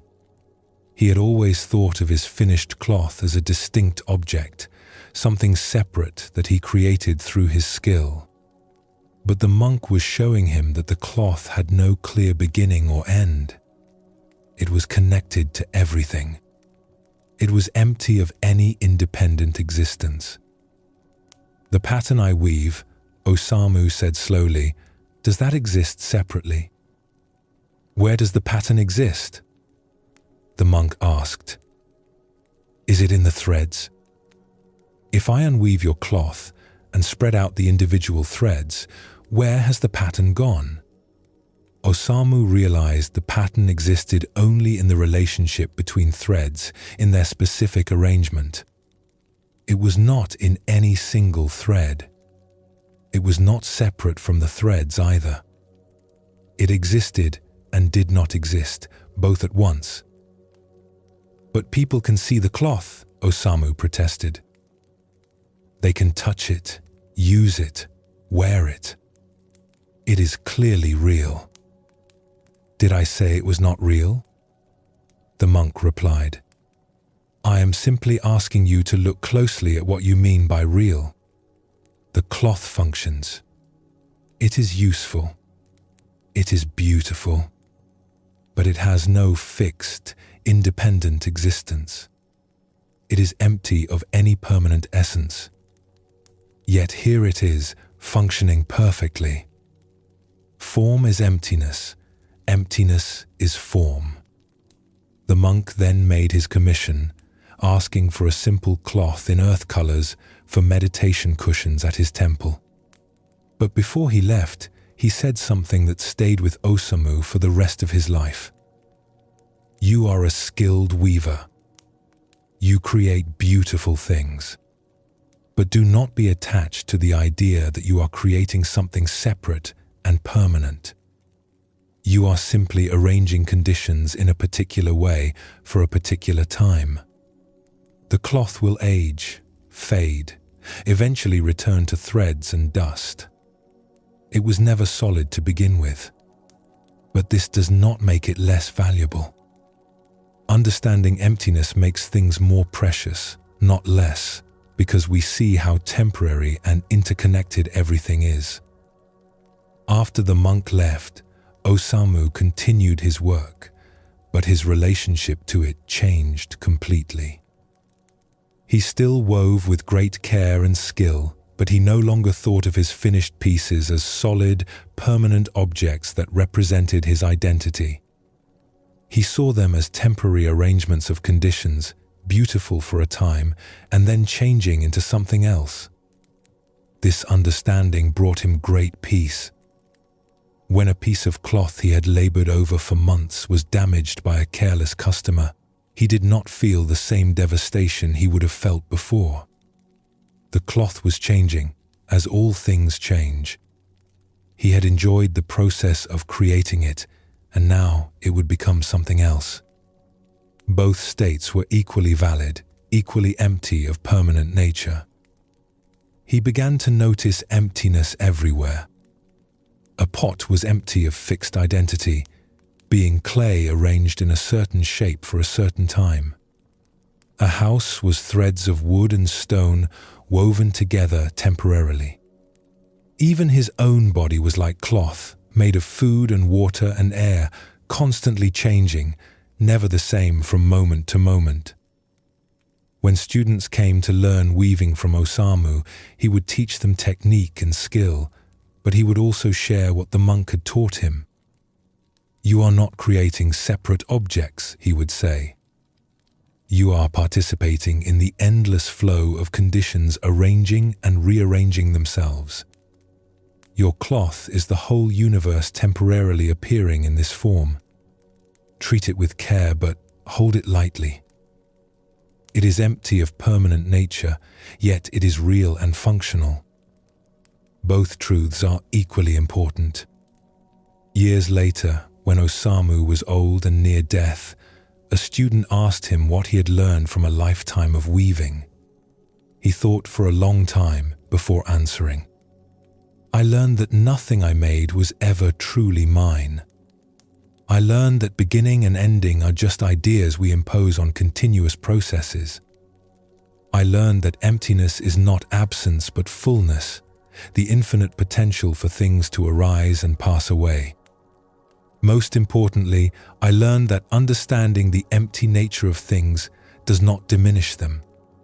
It reveals their preciousness. Because everything is temporary and interconnected, each moment, each creation, each breath becomes irreplaceable." This story shows us another dimension of form and emptiness. Osamu's cloth was real and useful, but it had no independent existence apart from countless other conditions. When we look closely at anything, we cannot find where it begins or ends. Everything flows into everything else. Nothing exists in isolation. This teaching might seem abstract, but it has profound practical implications. When we understand that nothing has fixed, permanent identity, we stop clinging so tightly to things. We stop demanding that life remains static. We become more flexible, more able to flow with change. Understanding emptiness also reveals the deep interconnection of all things. The cloth contains the silkworm, the mulberry tree, the rain, the sun, the entire universe. In the same way, you contain your parents, your food, the air you breathe, the words you have heard, the experiences you have lived. Nothing about you is separate from everything else. This interconnection brings a natural compassion.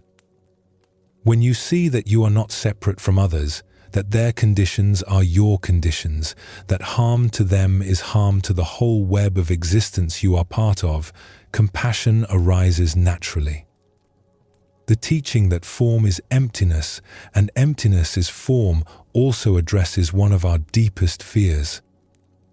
We are afraid of impermanence, afraid that the things and people we love will change and disappear. But when we understand that everything is always already changing, always already empty of fixed nature, this fear loses its power. We are not losing something solid and permanent. We are simply witnessing the natural flow of conditions constantly arranging themselves in new patterns. As you rest in this teaching now, feel how it creates space around your normal way of seeing things. The boundaries you think are solid might be more fluid than you realized. The identity you think is fixed might be more open and changing than you knew. This is not frightening. It is liberating. When you understand that form is emptiness and emptiness is form, you can engage fully with life while holding everything lightly. You can care deeply while knowing nothing lasts forever. You can appreciate beauty while understanding it has no permanent essence. This balance between engagement and release is the natural peace that Zen teachings offer. Let this understanding settle in you like rain soaking into earth, working at its own pace, revealing its implications gradually. The teaching of emptiness is one of the most profound gifts of Buddhist wisdom, and it continues to unfold its meaning throughout a lifetime of practice and reflection. One of the most misunderstood teachings in Zen is also one of the most liberating. The teaching says that ordinary mind is the way. What does this mean? It means that the peace and wisdom you are seeking is not found in special states or dramatic experiences. It is found right here in the simple activities of daily life. Washing dishes, walking down a path, eating a meal, sweeping a floor. These ordinary moments contain everything you are looking for. This teaching challenges our usual assumptions about spiritual development. We think that enlightenment must be extraordinary, that it requires special practices in special places with special teachers. We imagine it as a peak experience, a moment of cosmic insight, a dramatic transformation that lifts us out of ordinary existence. But Zen teaches something completely different. The sacred and the ordinary are not separate. They are the same thing seen with different eyes. When you sweep the floor with complete attention, that is meditation. When you eat your meal fully present to the taste and texture, that is spiritual practice. When you walk from one place to another, aware of your feet touching the ground, that is the way. Nothing needs to be added to these simple activities to make them spiritual. They are already complete, just as they are. This does not mean that formal practice is worthless or that we should abandon meditation and study. It means that the purpose of formal practice is to help us bring the same quality of attention and presence to our everyday activities. If meditation makes you more peaceful only while you are sitting on the cushion, but you return to stress and reactivity the moment you stand up, then the practice has not fully taken root. True practice transforms how you meet every moment, not just the moments you set aside as special. Let's explore a story that shows how this teaching works in actual life. In a mountain monastery known for its rigorous training, there lived a young monk named Tenzo. He had come to the monastery filled with passion for enlightenment. He had read accounts of great masters who had experienced sudden awakenings, whose minds had opened to vast understanding in single moments of clarity. This was what Tenzo wanted. He imagined himself sitting in deep meditation, his mind suddenly breaking through to ultimate reality, his whole being transformed by insight. The monastery had a strict schedule. Each day began at 4 a.m. with meditation.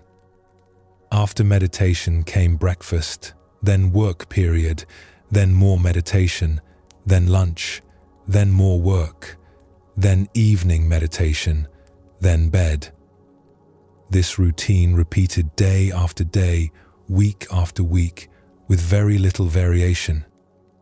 Tenzo threw himself into the meditation periods with intense effort. He would sit on his cushion with fierce concentration, trying to push his mind into the enlightened state he had read about. He wanted the breakthrough, the opening, the dramatic transformation. But instead, his legs would ache, his back would hurt, and his mind would wander to thoughts about dinner or concerns about whether he was practicing correctly. The work periods frustrated him even more. Like all the monks, he was assigned daily chores to maintain the monastery. Some monks worked in the garden, some prepared meals, some repaired buildings. Tenzo's assignment was sweeping. Every day after the morning meditation, he was supposed to sweep the meditation hall, the walkways, the courtyard, and the entrance gate. Tenzo hated sweeping. It seemed like a complete waste of time that could be spent on real practice.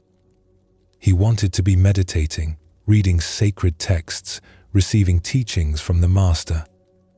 Instead, he was pushing a broom back and forth over the same ground day after day. Nothing about sweeping felt spiritual or transformative. It was just boring, repetitive work that kept him from what he really wanted to be doing. He would rush through his sweeping as quickly as possible, his mind always somewhere else. While sweeping the meditation hall, he would think about the meditation session he had just finished, analyzing what he had done wrong. While sweeping the walkways, he would plan what he would do in the next meditation period to finally achieve the breakthrough he sought. While sweeping the courtyard, he would replay lectures from the master, trying to memorize key points. His sweeping showed his lack of attention. He would miss corners, leave small piles of dust, sometimes sweep dirt from one area only to push it into another area. Other monks occasionally had to re-sweep areas Tenzo had already done because he had rushed through them without really looking at what he was doing. One morning, Tenzo was sweeping the courtyard with his usual hurried, distracted energy when he noticed the senior monk, a very old man named Goro, slowly sweeping the entrance gate area. Tenzo had seen Goro sweep many times, but had never really paid attention. Today, something made him pause and watch. Goro moved very slowly. Each stroke of his broom was deliberate and complete. He would sweep a small section, then pause, look carefully at what he had swept, adjust if needed, and then move to the next section. His face was completely calm, his movements smooth and unhurried. He seemed to be giving the simple act of sweeping his complete attention, as if nothing else in the world existed except this broom, this ground, this moment. Tenzo found himself watching for several minutes. There was something compelling about the way the old monk worked. It was just sweeping, the same boring task Tenzo did every day. But somehow, when Goro did it, it looked different. It looked almost like meditation, like prayer, like something valuable in itself, rather than just a chore to be gotten through as quickly as possible. When Goro finished his section and began walking slowly back toward the buildings, Tenzo approached him. "Uncle Goro," he said, using the respectful term for an elder monk, "I noticed you sweep very slowly. It must take you twice as long as it takes me to finish your area. Why do you not work faster so you can return to meditation or study?" Goro looked at Tenzo with eyes that were gentle but penetrating. "What makes you think I was not meditating while I was sweeping?" he asked. Tenzo was confused. "But you were sweeping." Meditation is sitting on the cushion with eyes closed, watching the breath. "Is it?" Goro said, "Come, show me how you sweep." He handed Tenzo the broom and gestured toward a section of walkway. Tenzo took the broom and began sweeping the way he always did, quickly pushing the broom back and forth while his mind wandered to other things. After a minute, Goro asked him to stop. "Tell me what you just did," he said. "I swept the walkway." "Did you?" Where is your attention right now? Tenzo realized his mind had been thinking about the upcoming meditation period, about a conversation he had had yesterday with another monk about whether it might rain later. I suppose my attention was on other things, he admitted. So your body swept the walkway, but you were not present for it, Goro said. You accomplished a task, but you missed the actual experience of accomplishing it. Your mind was everywhere except where you actually were. Goro took the broom back and demonstrated. Watch carefully, he said. When I sweep, I am just sweeping. I see the ground in front of me. I feel the weight and movement of the broom. I hear the small sound the bristles make against the stone. I notice where dust has gathered and where the ground is already clean. This is all. Just sweeping, nothing extra. He handed the broom back to Tenzo. Try again. But this time, just sweep. Be completely present with the actual activity. Do not think about finishing. Do not plan what you will do next. Do not judge whether this is valuable spiritual practice or just boring work. Simply experience what sweeping actually feels like when you give it your full attention. Tenzo tried again, and this time he made an effort to keep his attention on what he was actually doing. He noticed how the broom felt in his hands. He saw the small particles of dust and leaves being gathered by the bristles. He heard the rhythm of the movement. After just a minute of this kind of attention, something unexpected happened. He felt his mind settle into a quality of calm that he had been struggling to find during his intense meditation sessions. You see? Goro said, ordinary mind is the way. This means that washing dishes is the way, sweeping is the way, walking is the way, eating is the way.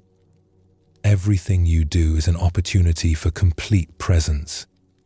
When you are sweeping, just sweep. When you are sitting, just sit. When you are eating, just eat. Nothing needs to be added to these activities to make them spiritual. They are already complete. Goro started to walk away, then turned back. You are searching for enlightenment as if it was something far away that requires special effort to reach. But what if enlightenment is just being completely present for your actual life as it unfolds moment by moment?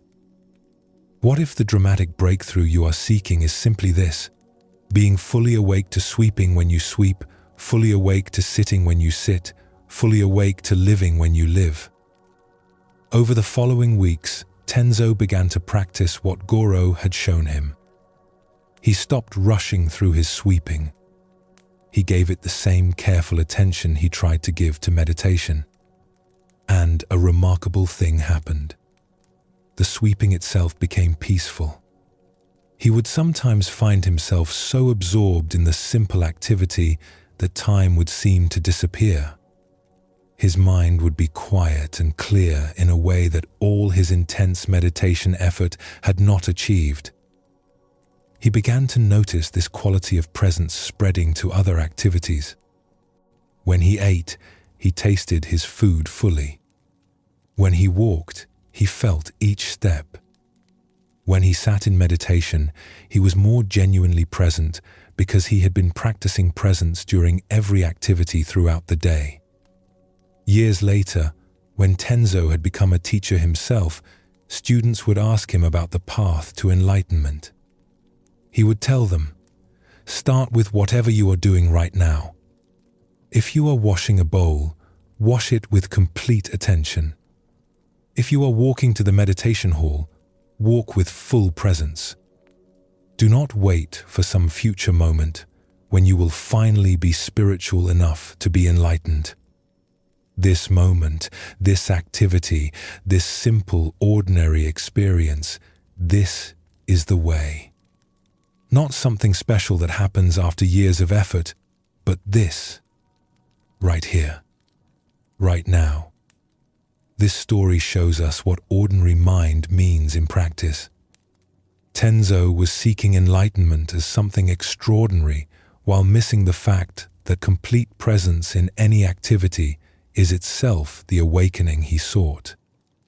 The work he thought was keeping him from real practice was actually the perfect opportunity for practice. This teaching transforms how we approach our entire lives. We do not need to wait for special conditions to begin really living. We do not need to escape from ordinary life to find peace. We just need to be fully present for the life we already have. The dishes that need washing, the floor that needs sweeping, the food that needs eating. These simple activities, done with complete attention, are not obstacles to practice. They are the practice itself. Take a breath and notice how this teaching creates a sense of relief. You do not need to become someone special or do something extraordinary to live a spiritual life. You just need to show up fully for whatever is actually here, right now. The way is not far away. It is in your next breath, your next step, your next simple action. Let's explore another story that shows this teaching from a different angle, revealing what happens when someone tries to find enlightenment by escaping from ordinary life rather than embracing it. High in the mountains, there was a remote cave that had been used for meditation by hermits for hundreds of years. A monk named Ishin had heard stories about this cave and the powerful experiences seekers had there. He decided to leave his monastery and spend 3 years in solitary retreat, meditating continuously until he achieved complete enlightenment. Ishin made the difficult journey up the mountain and found the cave. It was simple but adequate. There was space for sitting, a small area for sleeping, protection from rain and wind. A nearby spring provided water, and villagers from below would occasionally bring rice and vegetables, leaving them at the cave entrance for whatever hermit was in residence. Ishin began his retreat with great determination. He would sit for hours in meditation, sleep only a few hours each night, eat very little, and devote himself completely to inner development. He had no distractions here. No other people to deal with, no work assignments to interrupt his practice, no schedule except the one he created for himself. This, he thought, was the ideal condition for achieving enlightenment. Months passed. Ishin's meditation deepened. He began to experience states of profound calm and clarity. His mind would become very still, and he would feel himself dissolving into a sense of vast openness. These experiences were unlike anything he had known at the monastery. He felt certain he was making real progress toward ultimate awakening. After 3 years, Ishin felt transformed. His mind was much quieter than it had been. He could sit in meditation for many hours without discomfort. He had insights into the nature of consciousness that seemed profound and true. He felt peaceful in a way he had never experienced before. He decided it was time to return to the world and share what he had learned. The journey down the mountain was easy compared to the journey up 3 years earlier. Ishin walked with a sense of lightness and confidence. He had achieved what he set out to achieve. He was enlightened, or at least much closer to enlightenment than most people. He looked forward to returning to his monastery and perhaps becoming a teacher. When he reached the first village at the base of the mountain, everything seemed overwhelming. After 3 years of silence and solitude, the noise of people talking felt almost violent. Children running and shouting irritated him. The smell of cooking food, which would have been pleasant before his retreat, now seemed too strong. He found himself becoming tense and uncomfortable. He stayed in the village for one night, at a small inn. The innkeeper was friendly but talkative, asking many questions about Ishin's retreat. Ishin tried to maintain his peaceful state while answering, but he found himself becoming annoyed at the interruptions to his inner calm. By the time he went to bed, he noticed his jaw was clenched and his shoulders were tight with tension. The next day, he continued toward his original monastery. The road took him through a busy market town. Here, the sensory overload was even worse.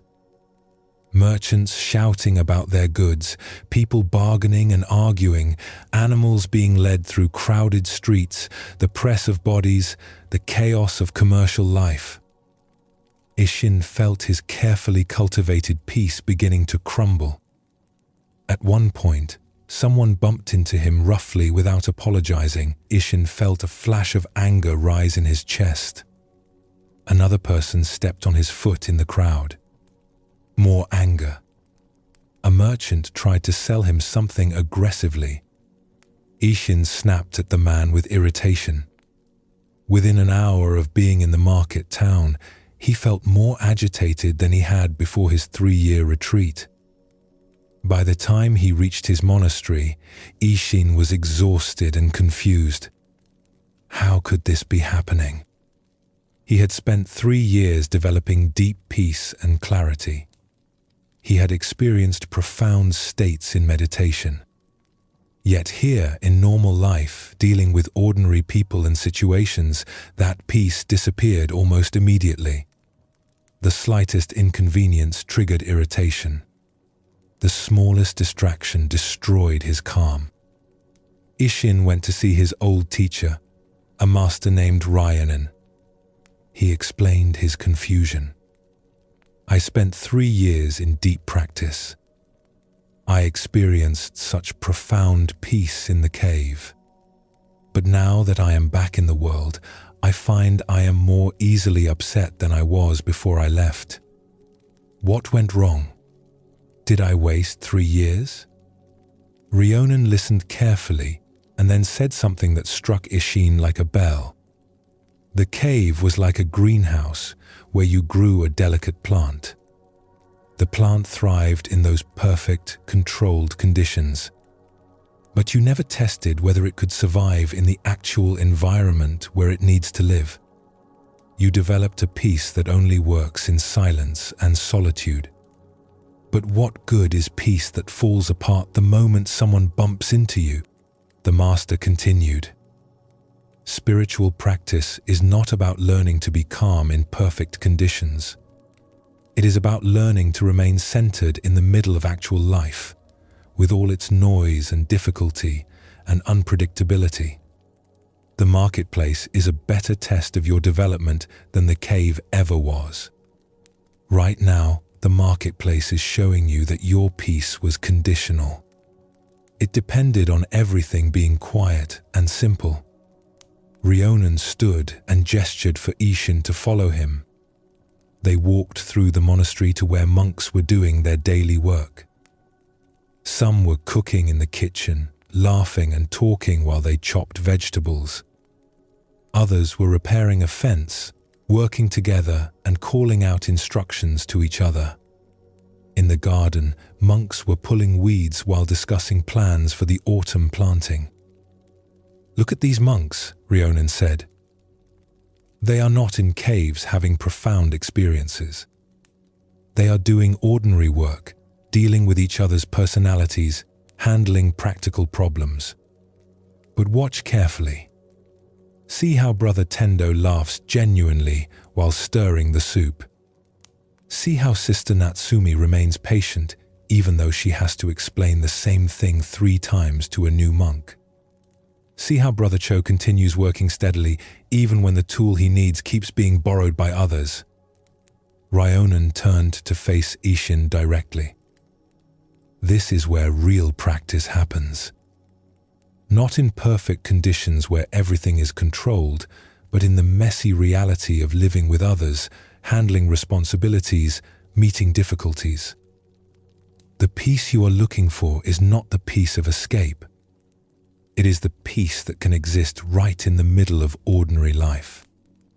He placed a hand on Ishin's shoulder. Your 3 years were not wasted. You learned important things about your mind and developed valuable skills. But now, the real practice begins. You need to learn to bring that quality of presence and awareness into your regular activities. Can you remain centered while cooking a meal with others? Can you stay peaceful when plans change unexpectedly? Can you maintain awareness while having a frustrating conversation? Over the following months, Ishin discovered that Ryonen was right. Learning to be peaceful while sitting alone in silence was just the beginning. Learning to be peaceful while living a normal life was much harder and much more valuable. He had to develop a new kind of practice, one that worked in the middle of noise and distraction and other people's needs. He began to understand what ordinary mind is the way really meant. It did not mean that meditation and retreat were worthless. It meant that the test of real development was whether your practice improved your regular life. Could you wash dishes with the same presence you brought to meditation? Could you have a difficult conversation with the same centeredness you found in silence? Could you handle disappointment with the same equanimity you experienced in solitude? Gradually, Ishin developed a practice that worked in ordinary conditions. He learned that the path was not about escaping to caves, but about waking up to the life that was actually here. Cooking meals, cleaning rooms, talking with other monks, dealing with irritations and difficulties. This was the real spiritual path. Not something separate from life, but life itself met with complete presence and awareness. Years later, when students would ask Ishin about retreat practice and whether they should spend years in solitary meditation, he would say, "Retreat can be valuable for developing certain skills and deepening your practice. But remember that the goal is not to become good at retreat. The goal is to become good at life. Your practice must work in the marketplace, in the kitchen, in conversation, in difficulty. If your peace only exists when everything is perfect, it is not real peace.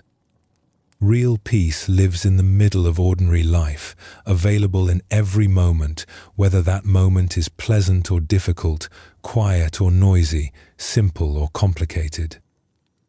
This story shows another dimension of ordinary mind teaching. Ishin's 3 years of retreat gave him genuine experiences and skills, but they did not teach him the most important thing. True practice means being fully present for actual life, not escaping into special conditions. The cave was like training wheels that needed to eventually come off.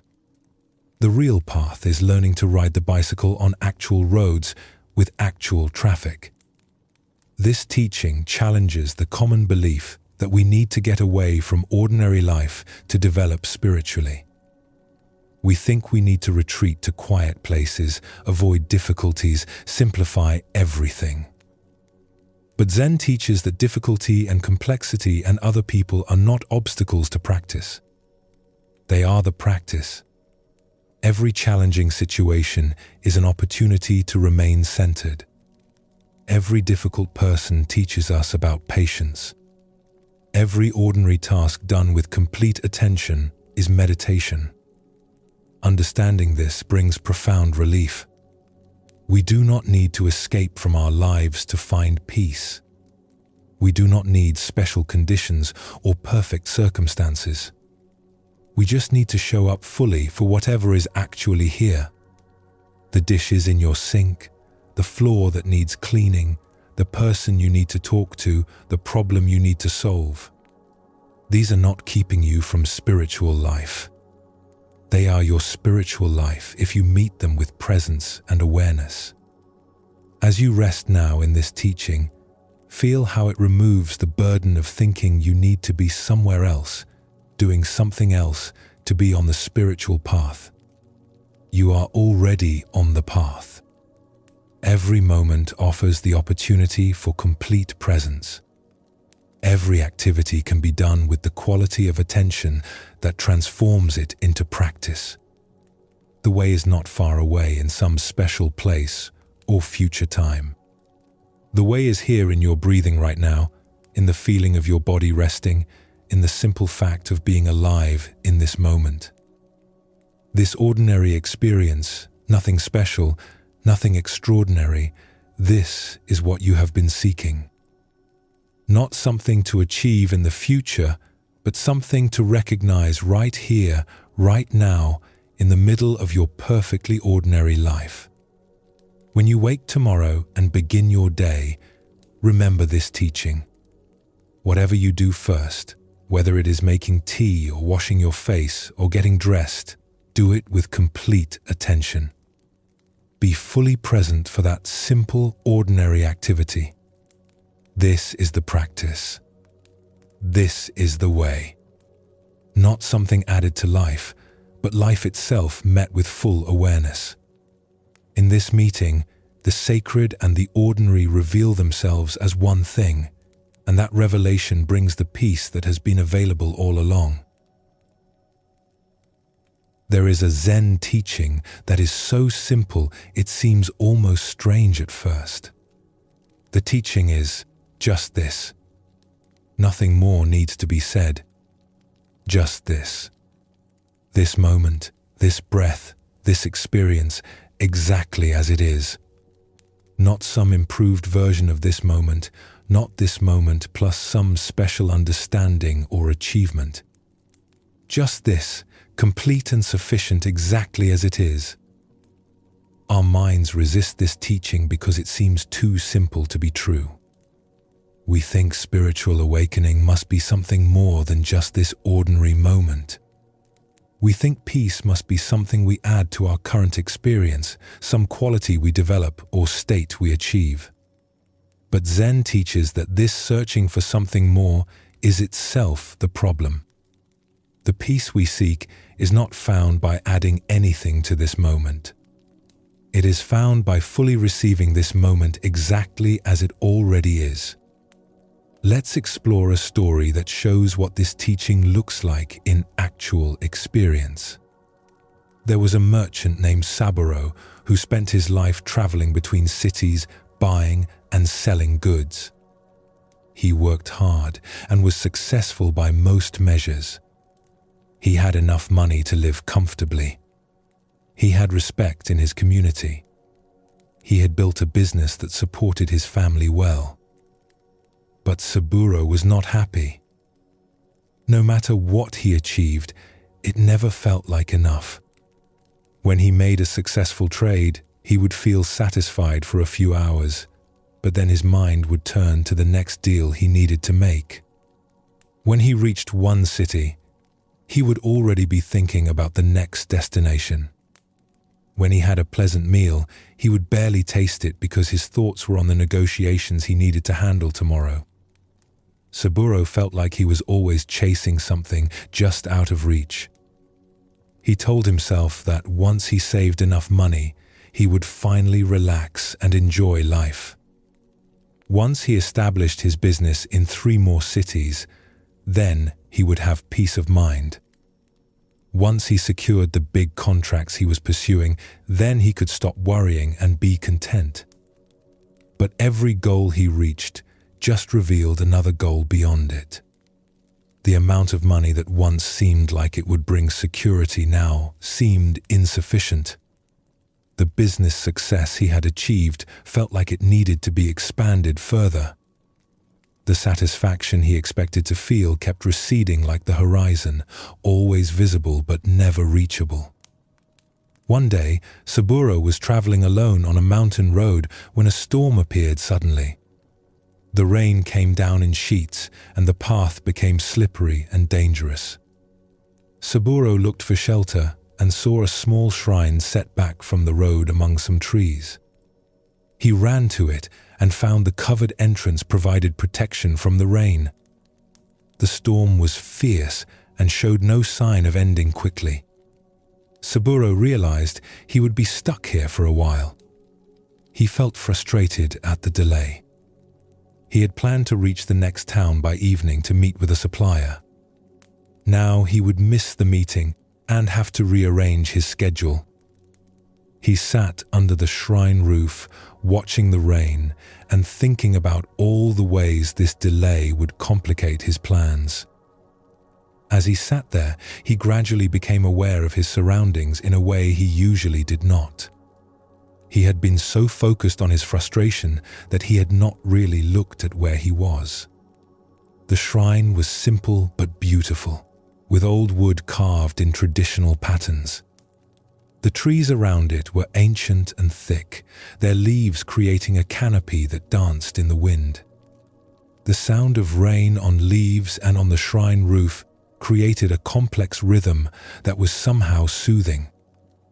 Saburo found himself watching a single drop of water as it formed on the edge of the roof, grew slowly larger, and finally fell to the stone step below. He watched another drop form and fall, and another. There was something mesmerizing about this simple process. Form, grow, fall. Form, grow, fall. Nothing more than that, yet somehow complete and satisfying to watch. As he sat there, watching the rain, something unexpected happened. His thinking about the missed meeting began to fade. His planning about how to rearrange his schedule grew quieter. For the first time in longer than he could remember, he was simply present, sitting under a shrine roof watching rain fall, with nothing to do and nowhere to be until the storm passed. He noticed he was breathing. This obvious fact somehow felt surprising. His breath was moving in and out, and he had not been paying any attention to it. He took a deeper breath and felt it fill his lungs, then released it and felt the relaxation that came with the exhale. He took another breath and another, just breathing and watching rain. A bird appeared in the branches above, shaking water from its feathers. Saburo watched it carefully arrange itself on a branch, tuck its head under its wing, and settle into stillness. The bird was not worried about the rain or frustrated about the delay to its activities. It was simply being a bird in rain, finding shelter and waiting. Time passed in a way that felt different from usual. Saburo was not checking how long he had been there or calculating how much longer the storm might last. He was just sitting, breathing, watching, being present for this moment of sheltering from rain. There was nothing special about it, nothing extraordinary. Just a man sitting under a shrine roof while rain fell. Yet somehow it felt more real, more alive, more satisfying than any of the exciting business dealings he normally considered important. When the rain finally stopped and Saburo continued on his way, something had shifted in him. He could not have explained exactly what had changed, but he felt lighter somehow, less burdened by the constant pressure of getting to the next thing. More aware of the actual experience of walking on this path, feeling the cool air after the rain, seeing the way water drops caught light on the leaves. He reached the town too late for his meeting, as expected. But instead of feeling frustrated, he found himself curious about what would happen now that his plans had changed. He went to a small inn, ordered a simple meal, and ate it with real attention to the taste and texture. He slept well that night, and in the morning he rearranged his schedule without the usual anxiety about whether everything would work out. Over the following weeks, Saburo found himself remembering the time under the shrine roof. That simple experience of just sitting, just being present with rain and breath and the moment exactly as it was. He began to wonder if this quality of presence might be available not just when he was forced to stop by a storm, but in the middle of his regular activities. He started practicing bringing his attention to the actual experience of whatever he was doing. When walking, he would notice the feeling of his feet on the ground. When eating, he would actually taste his food. When talking to someone, he would really listen instead of planning what to say next. When sitting, he would feel himself sitting. What he discovered surprised him. He had spent his whole life believing that satisfaction was somewhere ahead in some future achievement. But when he brought his full attention to this moment, exactly as it was, he found a quality of contentment that did not depend on anything being different. Not permanent happiness or constant bliss, but a simple sufficiency. This moment, this breath, this experience, just this. And it was enough. Saburo's business continued much as before. He still worked hard and made deals and traveled between cities. But he was not waiting for some future moment to finally be at peace. He had discovered that peace was available right here in the middle of his regular life, whenever he remembered to simply be present for what was actually happening. When people would ask him about his work and whether he had achieved his goals, he would say something that puzzled them. "I am still working toward various goals, but I have stopped believing that reaching them will give me something I do not already have. What I was seeking was never in the future. It was here all along. I just needed to stop long enough to notice." This story shows us what just this means in practical terms. Saburo spent years chasing future satisfaction while missing the actual experience of his life as it unfolded. A forced stop in a rainstorm gave him a glimpse of what it feels like to be fully present for a simple moment, and this glimpse changed how he related to his entire life. The teaching of just this is not telling us to stop having goals or working toward things. It is showing us that the real life we are living is happening right now, not in some imagined future. When we fully receive this moment, we discover it has a completeness we never noticed when we were treating it as just a stepping stone to somewhere else. This teaching brings natural peace because it releases us from the exhausting pattern of constantly reaching for the next thing. We can still work and plan and move toward goals, but we are not postponing our actual experience of being alive until those goals are reached. We are living now, fully present for this breath, this step, this moment, exactly as it is. Take a breath and notice how this teaching feels. Just this breath. Just this moment of your body resting. Just this simple experience of being alive. Nothing needs to be added. Nothing is lacking. Just this. Let's explore another story that shows this teaching from a different angle, revealing what happens when someone spends their life searching for something they already have. In a village near the coast, there lived a fisherman named Hideki who had inherited a beautiful boat from his father. The boat was well made and perfectly suited for the waters where Hideki fished. It had everything he needed. Good strong wood, a reliable sail, space for his nets and catch. For years, Hideki made his living from this boat, going out each day and returning with fish to sell. But Hideki had heard stories about a legendary boat maker who lived somewhere along the coast. According to the stories, this master craftsman built boats that were so perfect they practically sailed themselves. Fishermen who owned these boats supposedly caught more fish with less effort and never encountered trouble on the water. The boats were said to be works of art, with every detail refined to absolute perfection. Hideki became obsessed with the idea of finding this master craftsman and commissioning one of these perfect boats. He imagined how much better his life would be once he had the right boat. His fishing would be easier, more profitable. He would be respected as someone who owned a truly fine vessel. Everything about his work would be improved. He began asking every traveling merchant and visiting fisherman if they had heard of this master boatmaker. Everyone had heard the stories, but no one knew exactly where the craftsman lived.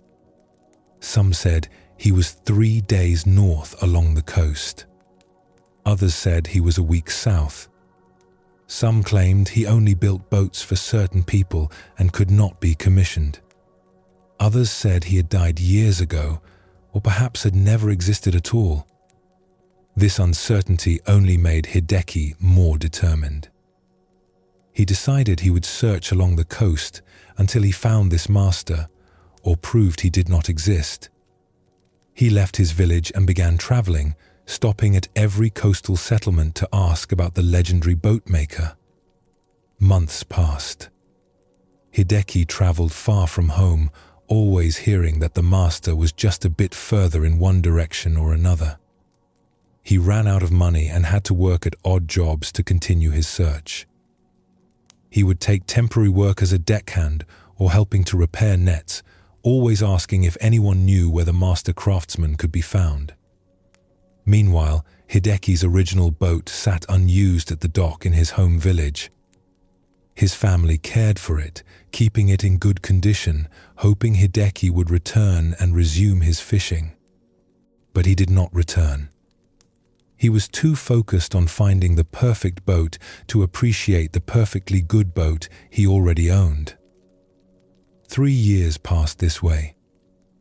Hideki had traveled the entire coastline, worked dozens of temporary jobs, asked hundreds of people about the master boatmaker. He had heard countless versions of the legend, but had never found anyone who could tell him definitively where the craftsman was, or even if he still lived. Finally, exhausted and discouraged, Hideki gave up his search. He had no money left and no energy to continue. He decided to return home, accept that he would never have the perfect boat, and try to rebuild his life. The journey home took several weeks. When Hideki finally walked into his village, his family greeted him with tears of relief and joy. They had worried about him constantly during his 3-year absence. They took him to his old house, gave him food and rest, and slowly he began to recover from his long journey. After a few days, Hideki went down to the dock to see his old boat. He had left it behind thinking it was inadequate, just a simple fishing boat compared to the legendary perfect vessel he sought. But when he saw it again after 3 years away, something shifted in his perception. The boat was beautiful. The wood had aged well and had a warm color in the morning light. The lines of its construction were clean and strong. The sail was neatly folded, ready to catch wind. Everything about it was well made and functional. It was not a legendary boat built by a famous master, but it was a fine boat built by his skilled father. It was completely sufficient for everything he needed to do. Hideki climbed into the boat and sat there for a long time. He ran his hands over the wood, feeling the smooth surfaces his father had sanded carefully. He looked at the joints and saw how precisely they fit together. He examined the sail and appreciated its sturdy weaving. Every part of this boat had been made with care and skill. It lacked nothing that was actually necessary. He realized he had spent 3 years chasing a fantasy while this real, good boat sat waiting for him. He had treated it as inadequate because he had convinced himself that somewhere else, something better existed. But what if there was no perfect boat? What if this boat, the one he actually had, was exactly what he needed? Over the following weeks, Hideki returned to fishing.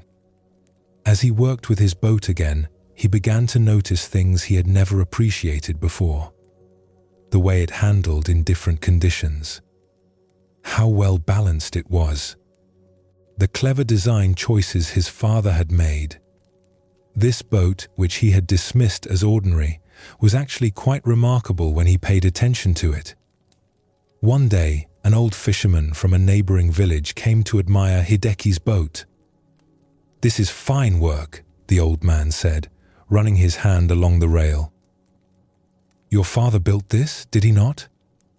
"He was one of the best craftsmen I ever knew. Some people used to call him the master boat maker of this region." Hideki felt something click into place in his mind. "What did you call him?" he asked. "The master boat maker." He had no formal title, but everyone who knew boats recognized his skill. People would travel from other villages hoping to commission work from him. Hideki started laughing, first quietly and then more fully.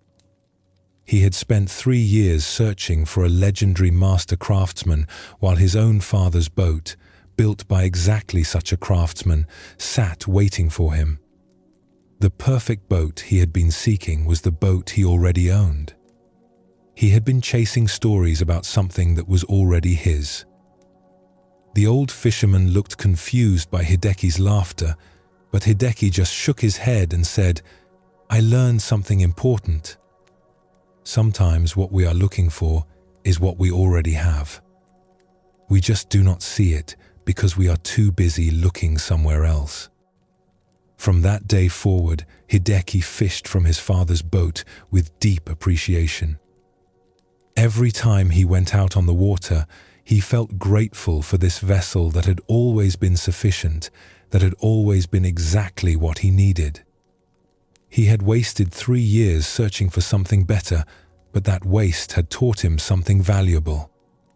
The perfection he sought was not in some distant place or future acquisition. It was here, now, in what he already had when he stopped taking it for granted. When younger fishermen would complain about their boats and dream of better vessels, Hideki would tell them his story. "You can spend your life dreaming of the perfect boat," he would say, "or you can appreciate the good boat you have. The first path leads to constant searching and dissatisfaction. The second path leads to contentment and gratitude. The choice is yours."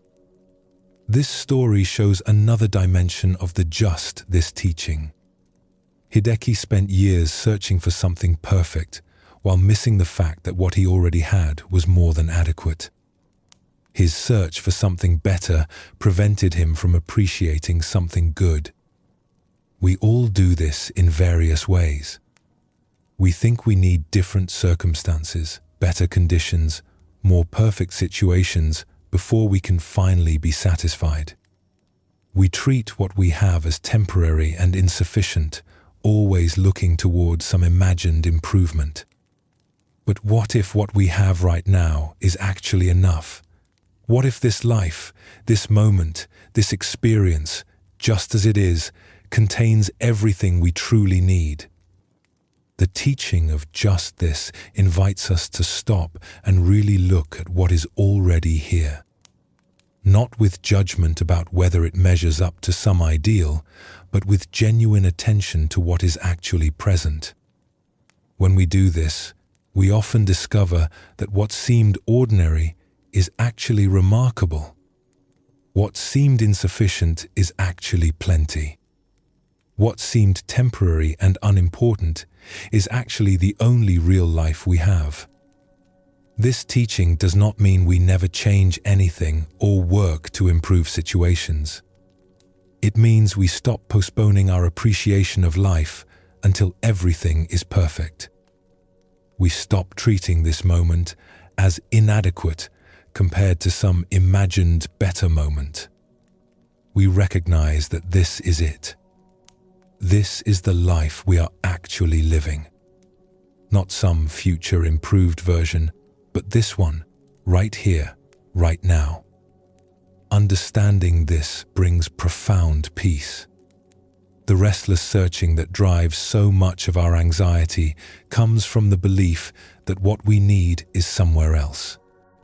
But when we discover that what we need is here, the searching can stop. Not because we have given up or become passive, but because we have recognized what is actually true. This moment, just as it is enough. Not perfect, not ideal, but sufficient. Complete in itself. As you rest now in this teaching, feel how it settles into your body. Just this breath, just this moment of resting, just this simple experience of being alive. You do not need to add anything or change anything for this moment to be complete. It already is complete. You have already arrived at the place you were seeking. You just needed to stop looking elsewhere long enough to notice where you actually are. The teaching of just this is the completion of all the other teachings we have explored. Beginner's mind helps us see this moment fresh. The gateless gate shows us we are already here. Form and emptiness reveals the nature of what is here. Not knowing keeps us open to this moment as it actually is. Ordinary mind shows us that this simple moment is the path itself. And just this brings it all together with the recognition that nothing is lacking, nothing needs to be added. This is enough. Let this understanding continue to work in you. You might find yourself noticing moments throughout your day when you stop reaching for something else and simply receive what is already here. You might discover that the satisfaction you seek is closer than you realized, not in some future achievement, but in fuller presence for the life you are already living. This is the gift of Zen teaching. Not something far away to strive toward, but something always available when we remember to simply be here for this, just this, exactly as it is.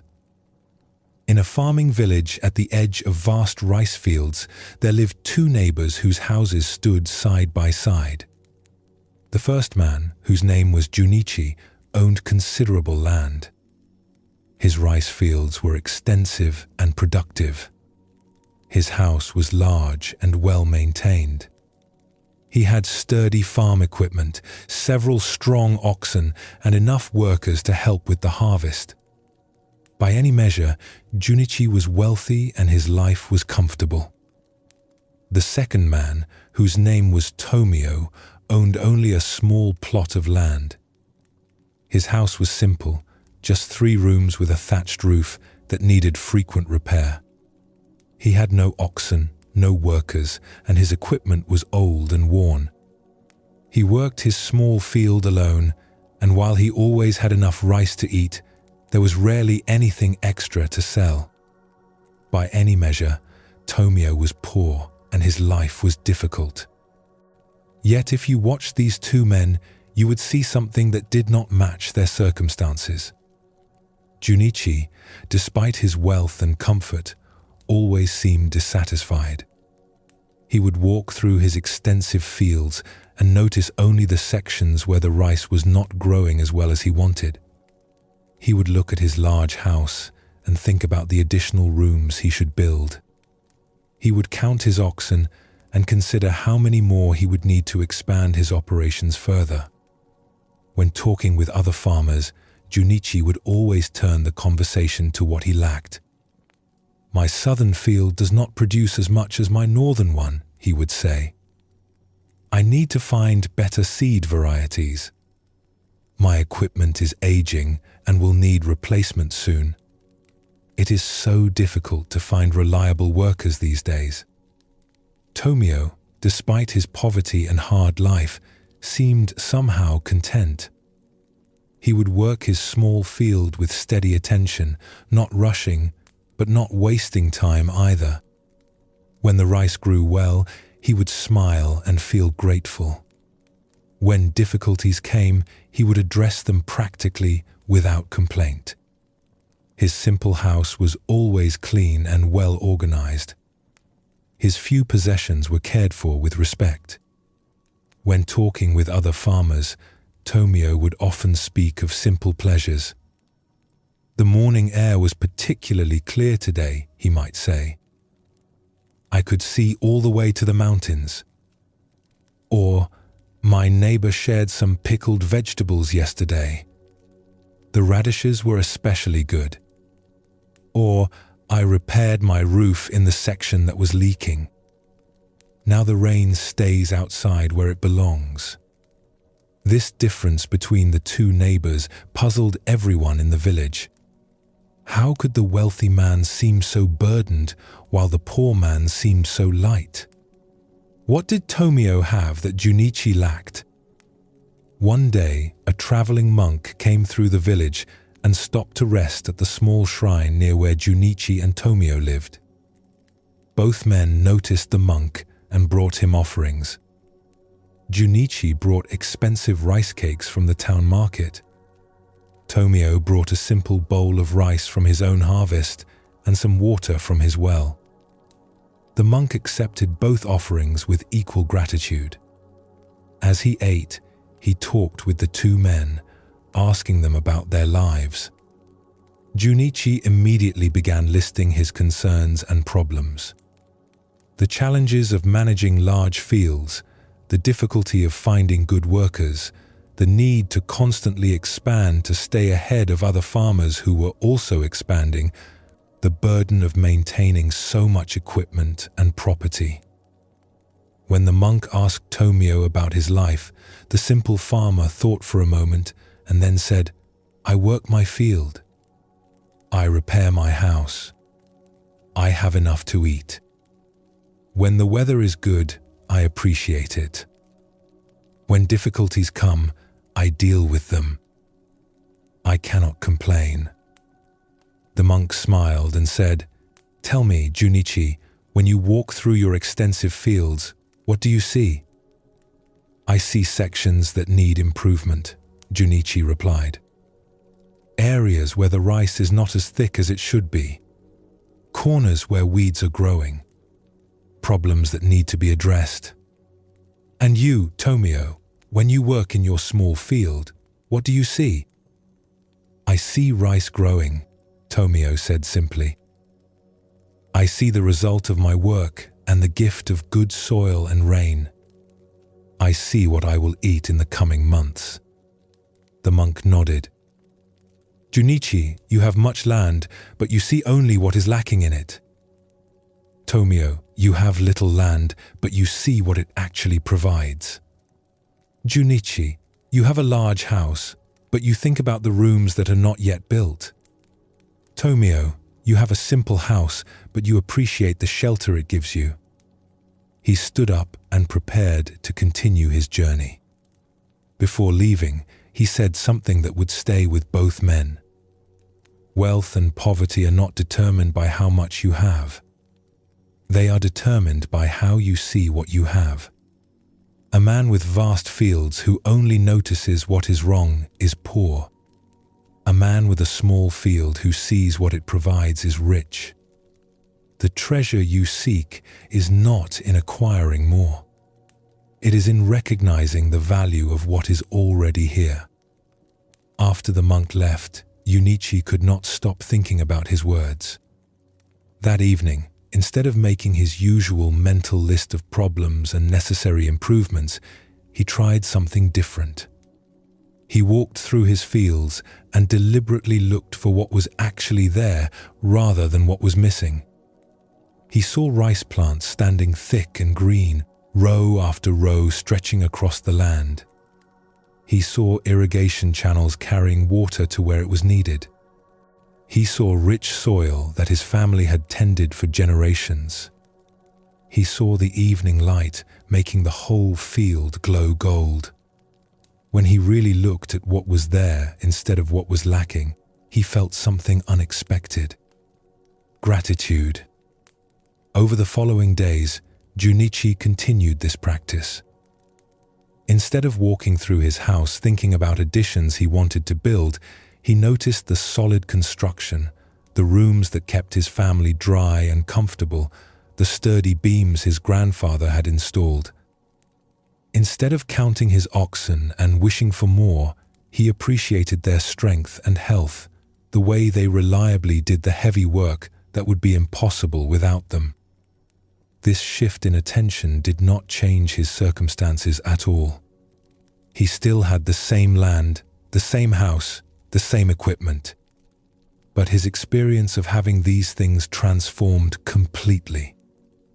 What had felt like barely enough when he was focused on what was missing now felt abundant when he paid attention to what was actually present. One morning, Junichi was working near the boundary between his land and Tomio's small plot. He watched his neighbor working steadily in the small field, and he realized something. Tomio had been wealthy all along. Not in possessions, but in his ability to see the richness in what he had. This was a skill, a way of paying attention, and it was more valuable than all the land and equipment Junichi owned. Junichi called out a greeting to his neighbor. "Tomio, may I ask you something?" The simple farmer stopped his work and came to the boundary. "Of course. I have noticed that you seem content even though your circumstances are difficult. How do you maintain this contentment? What is your secret?" Tomio looked surprised by the question. He thought for a while before answering. "I do not know if I have a secret. I simply try to see what is actually here. I have a field that gives me rice. I have a house that keeps me dry. I have my health and my strength. I have neighbors who are kind. When I work, I pay attention to the work. When I eat, I taste my food. When I rest, I feel the rest. I suppose I just try to be present for my actual life instead of comparing it to some other life I imagine." He paused and then added, "I do not have much, so I cannot afford to miss what I do have. Perhaps this is the gift of having little. It teaches you to notice and appreciate everything." Junichi felt humbled. He had spent years accumulating more land, more equipment, more of everything, thinking this would bring him satisfaction. But he had never learned to actually appreciate what he had. He was always focused on the next acquisition, the next expansion, the next improvement. He had vast fields, but missed the miracle of rice growing. He had a large house, but did not feel the shelter it provided. He had much, but he experienced little of it because his attention was always somewhere else. "Thank you," Junichi said to his neighbor. "You have taught me something more valuable than all my land." From that day forward, Junichi's relationship with his life changed. He still worked hard and managed his land well, but he stopped treating each moment as insufficient compared to some imagined better moment. He began each day by noticing 3 things he was grateful for. While working, he would pause occasionally to actually see what was around him rather than just thinking about what needed to be done next. While eating, he tasted his food. While sitting in his house in the evening, he felt the comfort of shelter and rest. His circumstances barely changed, but his experience transformed completely. He felt wealthier with this new way of paying attention than he had ever felt with all his acquisitions. The richness was not in having more. It was in fully receiving what was already here.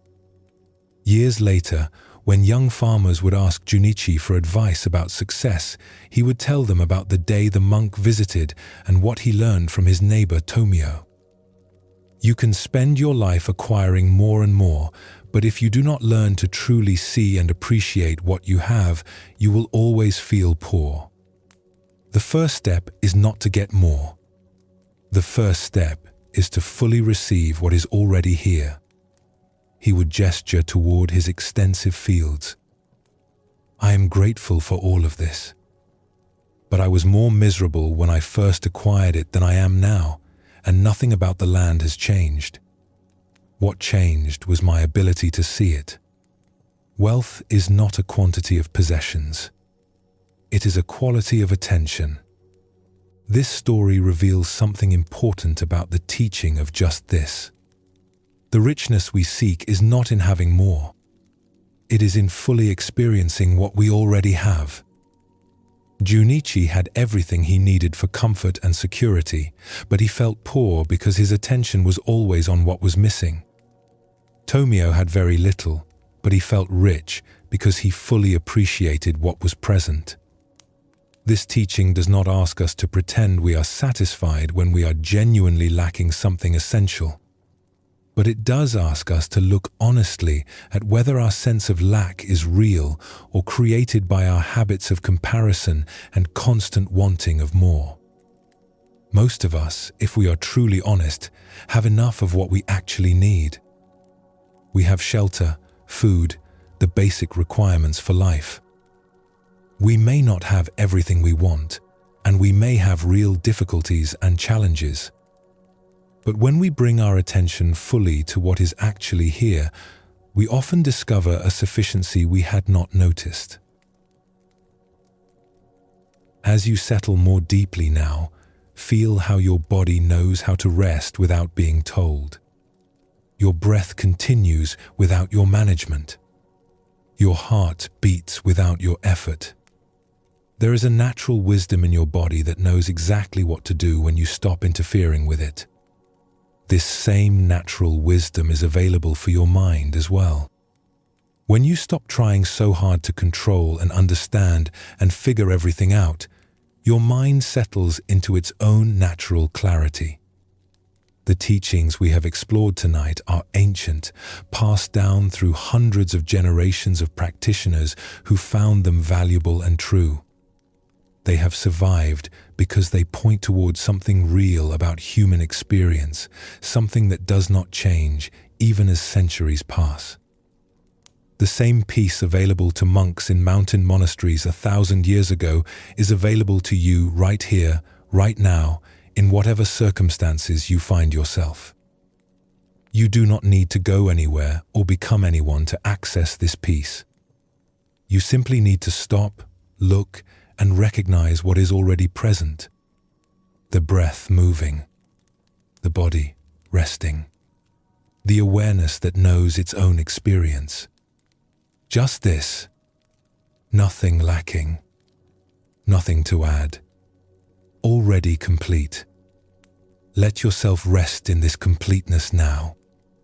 There is nowhere else you need to be, nothing else you need to understand. No one else you need to become. This moment, exactly as it is, with all its simplicity and ordinariness, is enough. Here is enough. The wisdom of these teachings will continue to work in you long after this night ends. You may find yourself seeing situations with fresh eyes. You may notice moments when you recognize you are already where you want to be. You may discover that simple activities done with full attention bring unexpected peace. These are not things you need to make happen. They will arise naturally, like plants growing from seeds that have been planted in fertile soil. For now, let everything settle. Let the teachings rest in you the way rain soaks into earth, finding its own way to where it needs to go. Trust the natural wisdom of your body and mind to integrate what is valuable and release what is not needed. Sleep well, knowing that the peace you seek is not something you lack. It is something you are remembering how to recognize. And it has been here with you, every moment, even when you could not see it. Sleep well, and thank you for joining us here at Sleepy Monk.